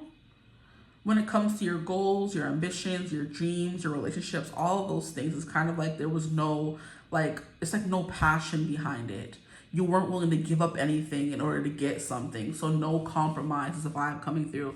And I do believe the Queen of Wands and the King of Cups would represent that for me in this instance. Like someone who just wanted to receive and didn't want to give. So like a little selfish could be a vibe coming through. Don't be ashamed of your past. It's just who you used to be, okay? If this isn't who you are anymore, we'll get into that in a second. But I need to get into the vibes coming through over here. But yeah, a little unstable with the Four of Wands in reverse. Emotionally volatile could be a thing as well. Five of Swords is saying things you to hurt someone, you know. Conflicts, always disagreeing on things just to disagree, you know, being devil's advocate just to be rude or be mean, or just to be what do they call it? A contrarian, right? Y'all are funny, please. I see myself in you though. I wouldn't say I've ever been selfish, but I really do be busting balls. You know what I mean? I do be being a contrarian sometimes. But sometimes it provides a different kind of perspective, okay? And this energy here in the beginning is kind of giving me not even a glimpse, but it's bringing back emotions of me running away from connections. Like, I don't want to be vulnerable. Meanwhile, thinking I was being vulnerable the whole time is kind of like what kills me. I'm like, I was being vulnerable. But with the Queen of Wands paired with the King of Cups, it can kind of give an energy of not wanting to open up. You like starting fights or arguments or fights being started because someone is bringing something to your attention and you're kind of like, nope, that's untrue. I was just vulnerable with you yesterday at 10 o'clock. And this person's like, well, that's not how it works. You can't just pick a certain time and a place to be vulnerable. This is a continuous thing. And you're kind of like, nope, I said what I said, right? Five of Swords, there's no resolution. And it's kind of like, okay, well, bye. And people leave and you're wondering like, I wonder what happened there. And they basically kind of told you weren't being very fair emotions wise. You know, maybe they were giving more than you were giving. And in the moment, at the time, you could have thought you were giving a lot, which is, you know, valid. Because the way we perceive things is very different than how someone else perceives things, which is why it's like, when people be telling me, oh no, you're like very emotionally closed off. Me? How dare you? But then I look back and I'm like, you know what? Maybe I can see from your point of view how I was a little, you know, standoffish or whatever, what have you. So it's like stuff like that coming through. And the Seven of Cups is like someone who's like wishful thinking, they don't know what they want kind of energy. So that could have also been a vibe coming through for you guys. Wow. The cards are really reading y'all for filth today, eh? Okay. Three of Wands in reverse could mean someone who's like indecisive as well, because the Three of Wands is all about making a decision and setting course for new horizons, you know, wanting to explore new things. Maybe, like I said in the beginning, I think something here was being complacent and not wanting to grow or change at all, you know. I'm hearing that song from Encanto. Don't be upset or mad at all. Don't be something or sad at all. You're still a part of the family madrigal. And it's fine, it's totally fine. I will take all the something and shine. I'm not fine, I'm not fine. I can't move mountains. I can't make flowers bloom. I can't take another night up in my room waiting on a miracle, miracle. I can't heal what's broken. Something, show this family something new. But waiting for miracles coming through from Encanto. And that was when Mirabelle was like real miserable because Antonio, the next kid after her, ended up getting his powers and she still never got hers. She's like, what's going on here? Like, I'm happy for Antonio and all, but where's my powers? And she's like, I'm fine. I'm totally fine. And I can stand on my own as they shine. And then she's like, hold up now. I'm not fine. You know, so maybe you were a little emotionally volatile. Lord. Maybe you didn't know what you wanted. Maybe one minute you were fine, the next minute you weren't. Nobody's blaming you, but it could have been circumstantial, you know, or environmental. The people who used to be around would make you feel unstable, and that would result in some kind of retaliation or certain behaviors, you know what I mean? Maybe partner tried to blame everything on you, but it really wasn't only you. It takes two to tangle. Like I was saying in a TikTok reading, my grandma would always say her ex-husband would always say it takes two to clap. So if someone's coming at you and just trying to come at you and you're like not saying anything, there's no noise, right? But if they're coming at you and you're coming back at them, now we have noise. Now we have, you know, trauma. Now we have drama. Now we have conflicts and things like that. So it's giving, if you don't hit back, there will be no problems. But if you are constantly arguing back and going back and forth with someone, then there's conflict, you know. So maybe you had a hard time walking away from drama or things like that, you know. Okay, interesting. Let's get some cards from the literary oracle to see what's coming through.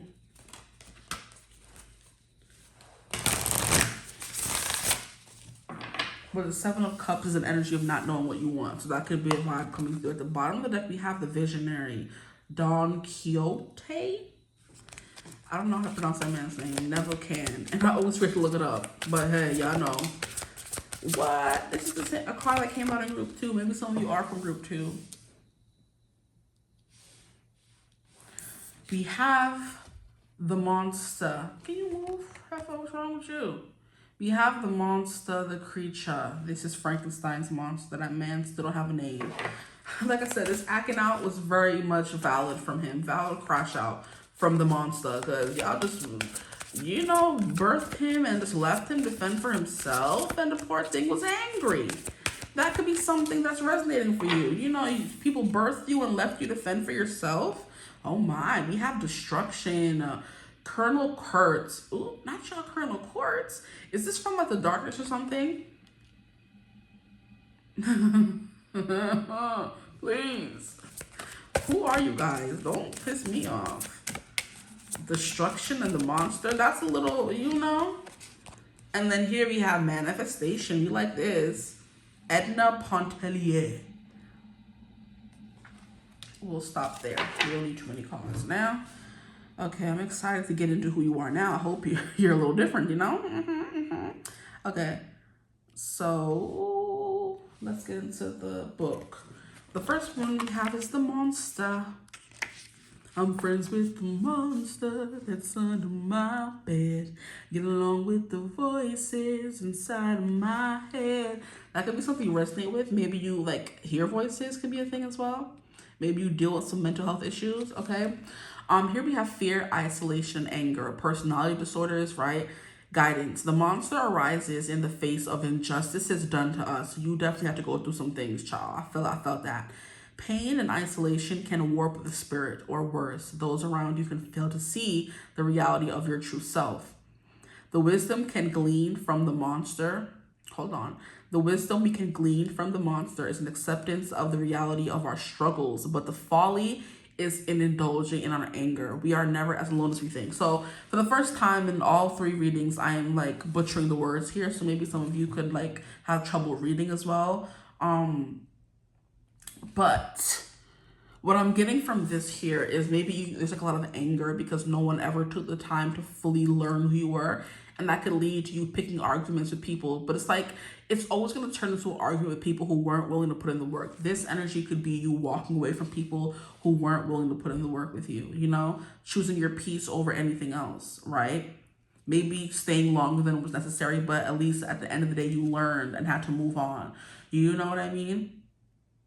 Queen of Wands, putting yourself first, even if it means leaving someone behind, right? And the Five of Swords, the King of Wands. In order to keep your emotional integrity, you have to, you know, cause some fight sometimes. Because you shouldn't sit in an energy of being unhappy with something or someone and not say anything. So if you're saying something and someone's turning into a fight, it's kind of like they're the problem as well. So just take what resonates. Dealing with some people, y'all. It wasn't easy for y'all, okay? Anywho, so the creature born from ambition and scientific hubris is a reflection of the consequences of playing God. His longing for acceptance turns to anger when he is rejected, revealing the pain of isolation and the danger of unchecked creation. The story of Frankenstein's monster serves as a meditation on the responsibilities we bear for what we bring into the world. Okay, so maybe you have a lot of responsibilities. I wasn't really getting much of that. This is just more like maybe like a little bit of an escapism, not wanting to make decisions, being unhappy, but not wanting to move forward, kind of complaining about your life and where it's at, but not making any moves to fix it. Four of Wands is like, you know, wanting something to change or to be balanced out or to want your good karma in some kind of way, you know, or you want love or something, but it's like you're not doing what is necessary here.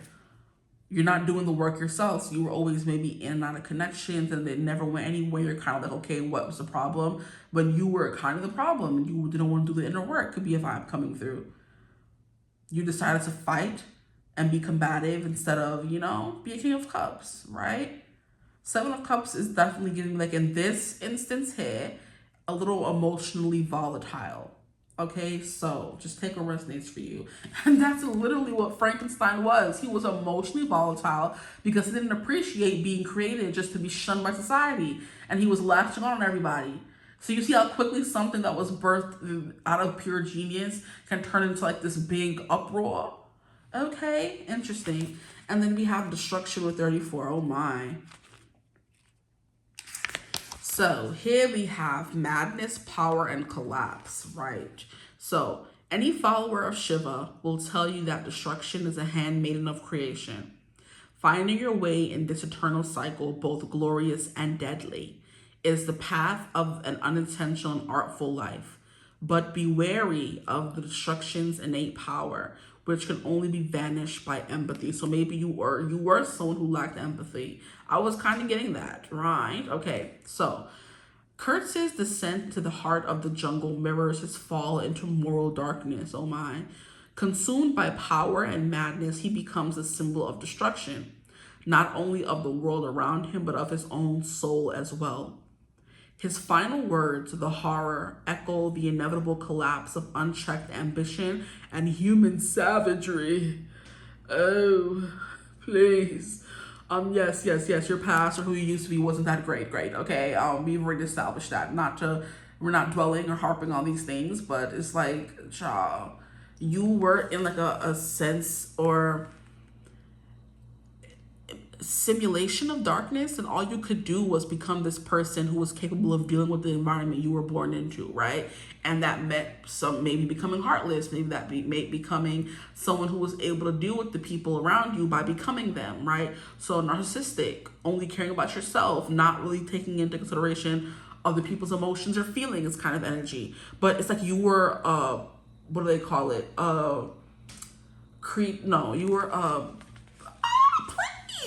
A product of your environment. Jesus, not an excuse at all, group 3, right? But we still have to see what comes through in this version of the reading. It's not an excuse in any sense of the word, but I'm glad that we have manifestation here, at least one positive card. Let's see what that says. Okay. So here we have obsession coming through as well. So that could be something as well. You could be obsessed with people, or you could easily obsess and unhealthily attached, okay? So it says ambition, imagination, and longing. Oh, we are told we are in charge of our destinies, and yet we often seem hemmed in by the world and our circumstances. Frustration is a big thing coming through for you guys as well. Okay, manifestation helps us see beyond what others think possible into what truly can be accomplished. When destiny calls, we are called to manifest, right? So that's something you have to learn at the end of this cycle here. 7 of Cups, you have options, and it's time for you to choose better for yourself, despite what you grew up into, what excuse you may have for why you're like this, what have you. Taking it into your own hands and healing, okay? But Edna's journey of self-discovery unfolds as she seeks to break free from societal expectations and embrace her true nature. Her awakening is a call to the soul, a stirring of deep desires and longings that demand to be heard. Edna's story reflects the power of self-realization and the courage it takes to honor one's inner truth. And the quote is, she never realized that the reserve of her own character had much, perhaps everything to do with this. Oh, look at that. Your life was a little, maybe unstable and a little bit miserable, but like I said, with the 8 of Pentacles, you weren't putting any work to change it, so it stayed that way, right? Until you realize that and then try to change things, hopefully. Let's keep going. So we have the who you used to be over here. Now let's get into the who you are. This is gonna have to go somewhere. So that was a very interesting who you used to be.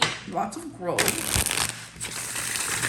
Hopefully we see lots of growth. One more shuffle for you guys. So a feeling of being stuck, unhappy, miserable, but your pride and ego carrying you forward and leading to arguments and isolation. So maybe a wake-up call happened and you had to realize, hey, I'm the problem as well. If things keep going wrong around me, I can be the problem, right?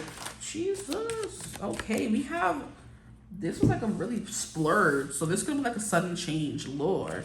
We have Justice. We have Five of Swords coming through again. You have that mouth, guys. That mouth, you got a mouth on you. We have the Chariot. So we have some movement now, which we love to see. Okay, ambition, going after what you want, dreaming a dream. I'm hearing I dream a dream.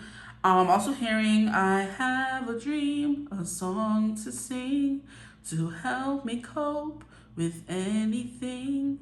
If I had the wonders of the fairy tale, in the future, even if it fails, I believe in angels, something good in everything I do. I believe in angels, and I know the time is right for me. I'll cross the stream. I have a dream. I have a dream from Mamma Mia, either one or two, right? I have a dream. We have the Ace of Pentacles. Look at this. A lot of major growth with you guys. I appreciate that. Okay? Because otherwise we would have had to fight. Right? Okay. We have Three of Cups. Okay? So you're much better in social situations than you used to be, which we love to see the growth. Okay? I have a dream keeps coming through. That song could be important for someone. Maybe you realize you had dreams you wanted to fulfill, with the Seven of Cups being the last card we had over here and who you used to be. You realize that you could achieve your dreams and manifest exactly, purr. Love that for you. Let's keep going. Justice is something happened that made you realize it was time to change. The universe said, get up, wake up, stand up. Shoot. Love that for you. A judgment moment is kind of what I'm getting here. Three of Cups, more happiness. Maybe you woke up and realized it was time. It was up to you to chase your own happiness, you know? Who are they now, please, Spirit? Who are they now versus who they used to be? Show me the growth. How have they grown? I'm about to say, you better hurry up. Now we have Death upright. We love to see it. Look, we have some of the same cards coming through. Five of Swords with Death. Yeah. Maybe sometimes you like better conversation before it gets too crazy. We have the King of Pentacles. Okay, you chasing your stability. This is kind of giving me the wheels in your hands. I don't know why him holding the wheel the way he is kind of giving me someone driving the car. So you took the reins, and it's kind of giving the same thing in this card here, right? Two hands on the wheel, or yeah, two hands on the wheel of the car. But I was looking at it as like the Wheel of Fortune, so that could be a thing coming through as well. Here we have the Fool. Okay. It wants to come out in reverse though. Spirit's like, don't, you're not slick. Okay, heard you. And then at the bottom of the deck, we have the Six of Cups in reverse. So putting your past and leaving it in the past. It's beautiful. We love to see it. Okay, so Justice is divine alignment. Okay, the universe aligning itself to help you become the person you were meant to be, I kind of feel like. So maybe something happened. It's kind of like a, how can I even describe it? Right. Something happens in your life that makes you realize you have to change, you know, a trial, a tribulation, or just like a eureka moment. Justice is clarity. It doesn't bring truth, right? So maybe you learned a secret and that made you want to change, or you kind of finally saw yourself in the mirror. I'm kind of seeing Dorian Gray in this deck. It's like a short story about a man who like lets his, like, I don't know, he wants to be young and stay beautiful forever, and it kind of sacrificed his soul in the process. So he puts his soul into a painting, I believe it is, like keep his eternal youth, but as he like keeps living life, the painting or portrait of himself starts to deteriorate because the person he's becoming is not a great individual. So maybe you kind of looked in the mirror or looked at yourself and said, I don't like the person I'm becoming, I need to change. And that's like the justice moment, you know, where things are kind of like clear and bright for you to see. I'm hearing man in the mirror. It could be a vibe as well. Maybe you met someone who was just like you, or maybe you kept meeting people who are just like you. It's kind of giving me how they say, like, the people you attract are people who are just like you. And until you realize what's wrong and heal from those things, you're going to continue attracting people who are emotionally closed off, you know, at the very least, or just selfish and narcissistic at the very worst, okay? Is what I'm getting, or like even psychopathic as well, or sociopathic is what I'm hearing. that could be something. But yeah, it's definitely giving me that. You kept getting mirrors and you're kind of like, what's wrong with me? Why do I keep attracting these kind of people? And it wasn't until you like put a mirror up to yourself that you were kind of like, ugh, I don't really like the way I look right now, or you know, how this person made me feel, or who I turned into. Let's fix that, you know. With the 3 of Cups here. With the 5 of Swords, there's still something here about you having a slick mouth. Okay, that mouth's still slick, right? You still, but in this card, he looks more sad than ready to fight. Okay, in this fight. It's not even funny, but in this 5 of Swords, Bro looks ready to fight. He like looks a little bit vindictive and a little demented, like, yeah, I'm gonna get my lick back, right? And in this card here, he's kind of like, I'm not really interested in fighting back anymore. You see other people are running away, and he like, all the swords are on the floor. He's like, I don't even want to say anything. In this card over here, the sword's up. He has 3 in his hand. You know, he's ready to fight and attack people verbally. And this here, he's like, I'm done with that. I'm so fed up of, you know, having to cuss somebody out or defend myself or castrate someone, you know. I'm sick of having to be the bad guy, you know. It's giving, you're painting me out to be the bad guy. Well, it's the last time you're going to see a bad guy do the rap game like me. You know, it's giving Chun-Li. I want to be Chun-Li so bad out here. I'm not the villain. You were sick of being the villain or being portrayed to be the villain, okay? Then we have the Chariot card, which leaps and bounds and strides and movement forward, taking control, victory, a chariot energy, a chariot race. You're now not in the running, stop. In the running to become America's Next Top Model could be something you're actually doing, modeling, you know, putting yourself out there. Because it's apparent that your confidence was always there with the Queen of Wands, but maybe it was not something you were acting upon or not something that was getting you anywhere, but now it could be getting you somewhere, you know? Now that we have things going in your favor with the Justice card here. Justice is signifying more happiness, more friends, people who stay, people who don't make you feel like you don't belong. So you found friends, you know?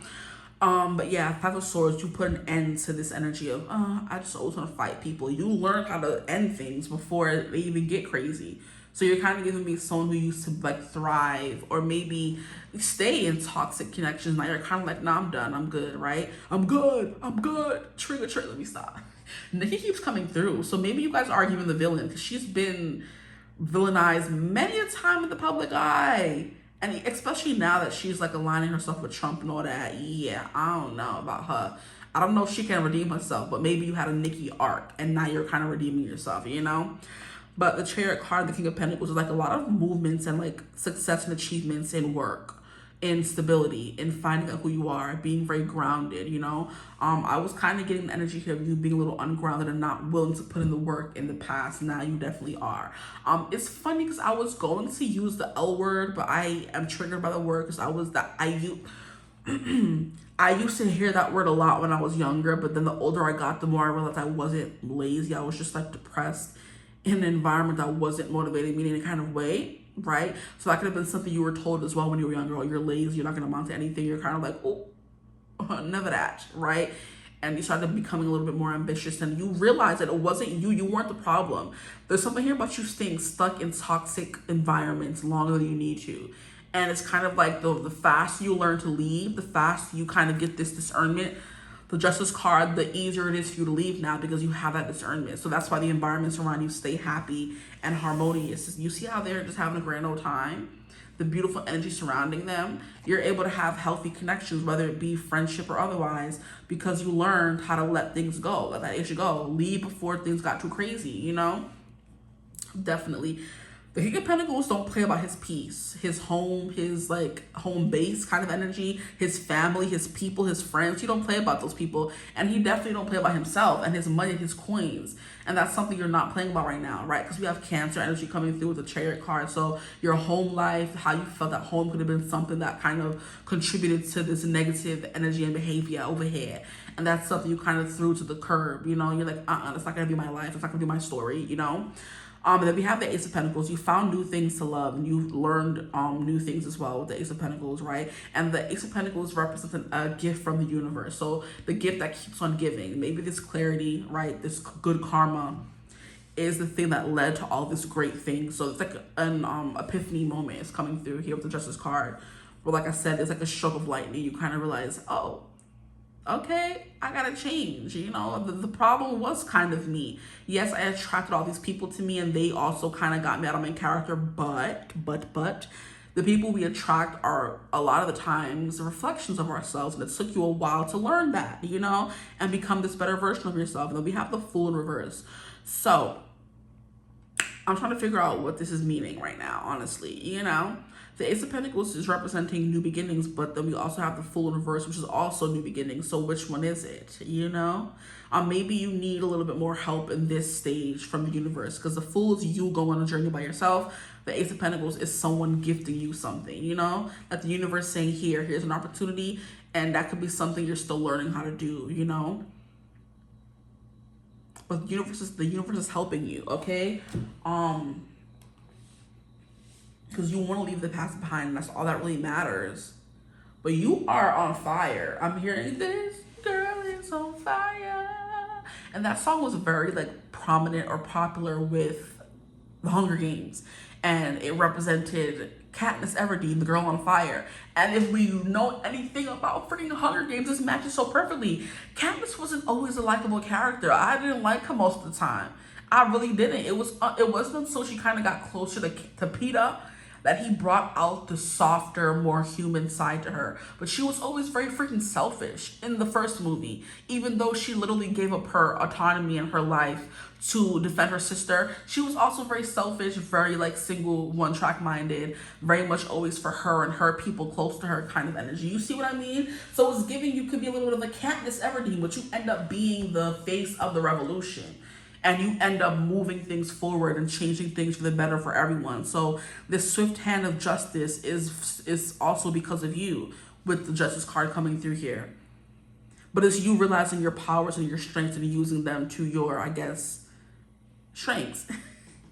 Like using them to your benefit, I guess we could say as well. But it was also the people around her that made her believe in herself and help her, you know, including Pete and all them, right? But the Fool's you not really believing in yourself, but everyone's still believing in you and like facilitating this, I guess, persona is the kind of vibe coming through. You're giving a little bit of Katniss Everdeen, you know? Okay, let's get some cards from the Literary Oracle to clarify this version of who you are now.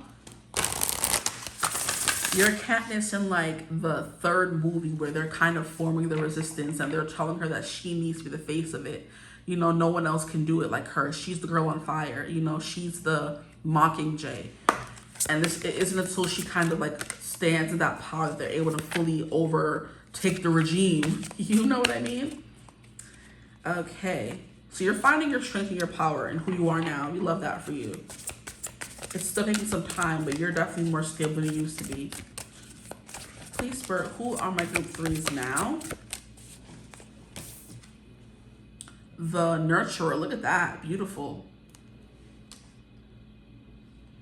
I hope this resonates for somebody. This is a reading I relate to the least. I'm not even gonna lie, but these readings aren't meant for me to relate to them at all.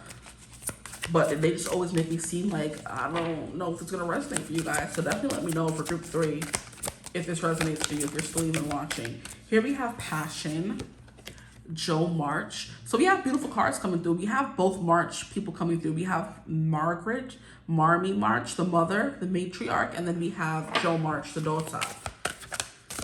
So maybe you having a parent yourself could be a big thing coming through here. Here we have the Divine. Wow, and the Divine was a part of it. Oh my gosh. The deities, yo. With the Libra energy coming through, like I said, the Ace of Pentacles, Spirit was a big, like, part of this person who you are now. So you could have gone through like a huge spiritual awakening. And then we have identity. Yeah, you figuring out who you were is always a big part of this. Sir Percy Blackney. Oh my. So maybe this person over here was you wearing a mask and now you're ready to take off the mask, you know? Or the opposite. You're wearing a mask now. Who the heck knows? Okay, let's read the Nurturer just because we didn't read it for group 2. This came out in group 2 as well. As the monster. Some of y'all could be from group 2.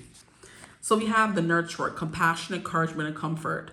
The Nurturer comes to cradle you in warmth and care, offering you shelter from the storm. Drawing this card suggests a time of healing and connection where love and compassion shall mend the fractures in your heart. That's very resonant of what's been going on in the reading. Okay? The universe nurtures you as you, look at that. The universe nurtures you as you in turn care for others. Take time to foster your relationships, offering acceptance and encouragement to others who may need you at this time. Three of Cups, and what was I saying about the King of Pentacles? You don't play by his people. Exactly. Offering acceptance and encouragement to others who may need you at this time. Remember that you cannot pour from an empty cup. So ensure you are mindfully nurturing yourself, your sense of self as well. And that's kind of what I was getting as well. Maybe this is you taking care of other people, and that's your power, you know, and you kind of leaned into that as well. Let's keep going. We have 29.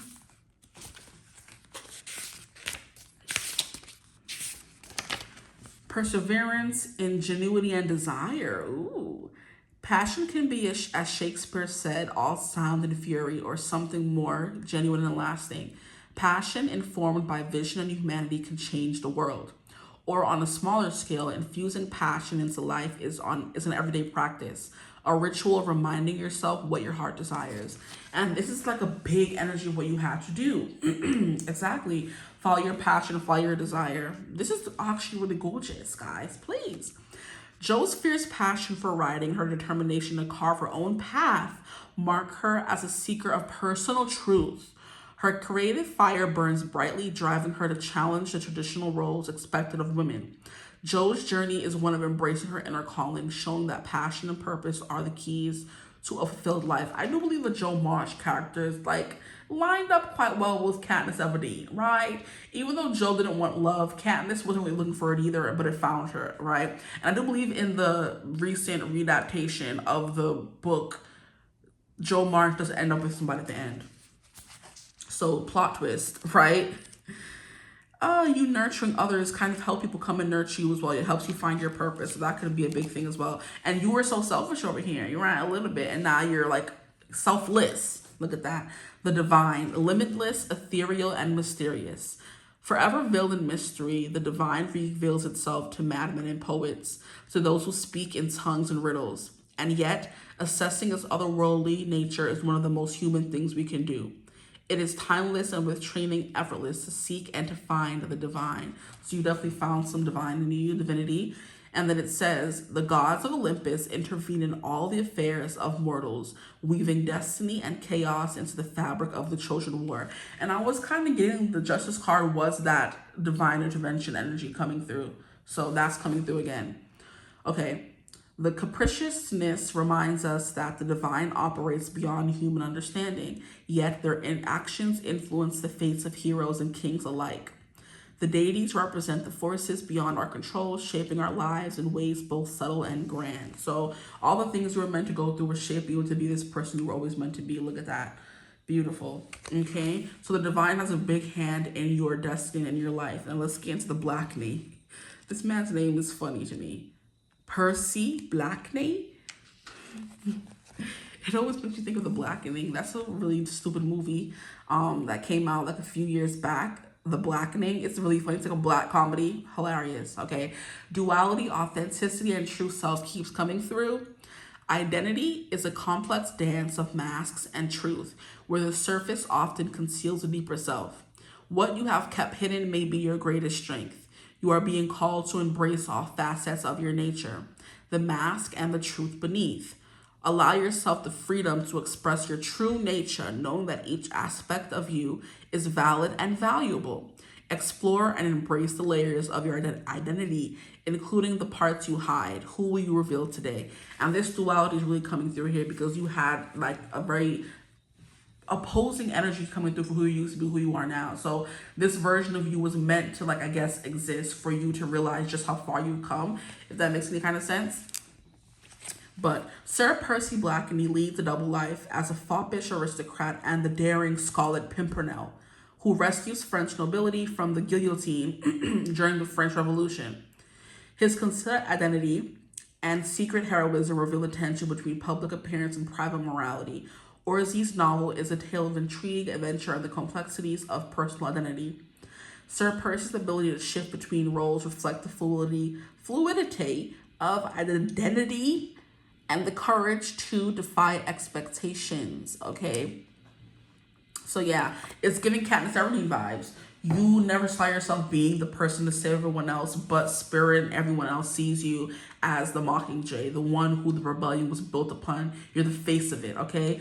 But I'm gonna leave your reading here before we get too long. Your reading's been the longest, I think. Maybe not. I don't remember. Anyway, I hope it resonated. If it did, feel free to like, comment, subscribe, join the tribe we love to have. If you ever want to book a reading, you could always do so using my email in the description box below. If you would ever want to join my memberships, you could also use the link in the description box below, right above the timestamps. But I do hope you're having a beautiful, wonderful day whenever you're watching the reading. And as always, I will see you gorgeous people in the next one. Mwah. Bye.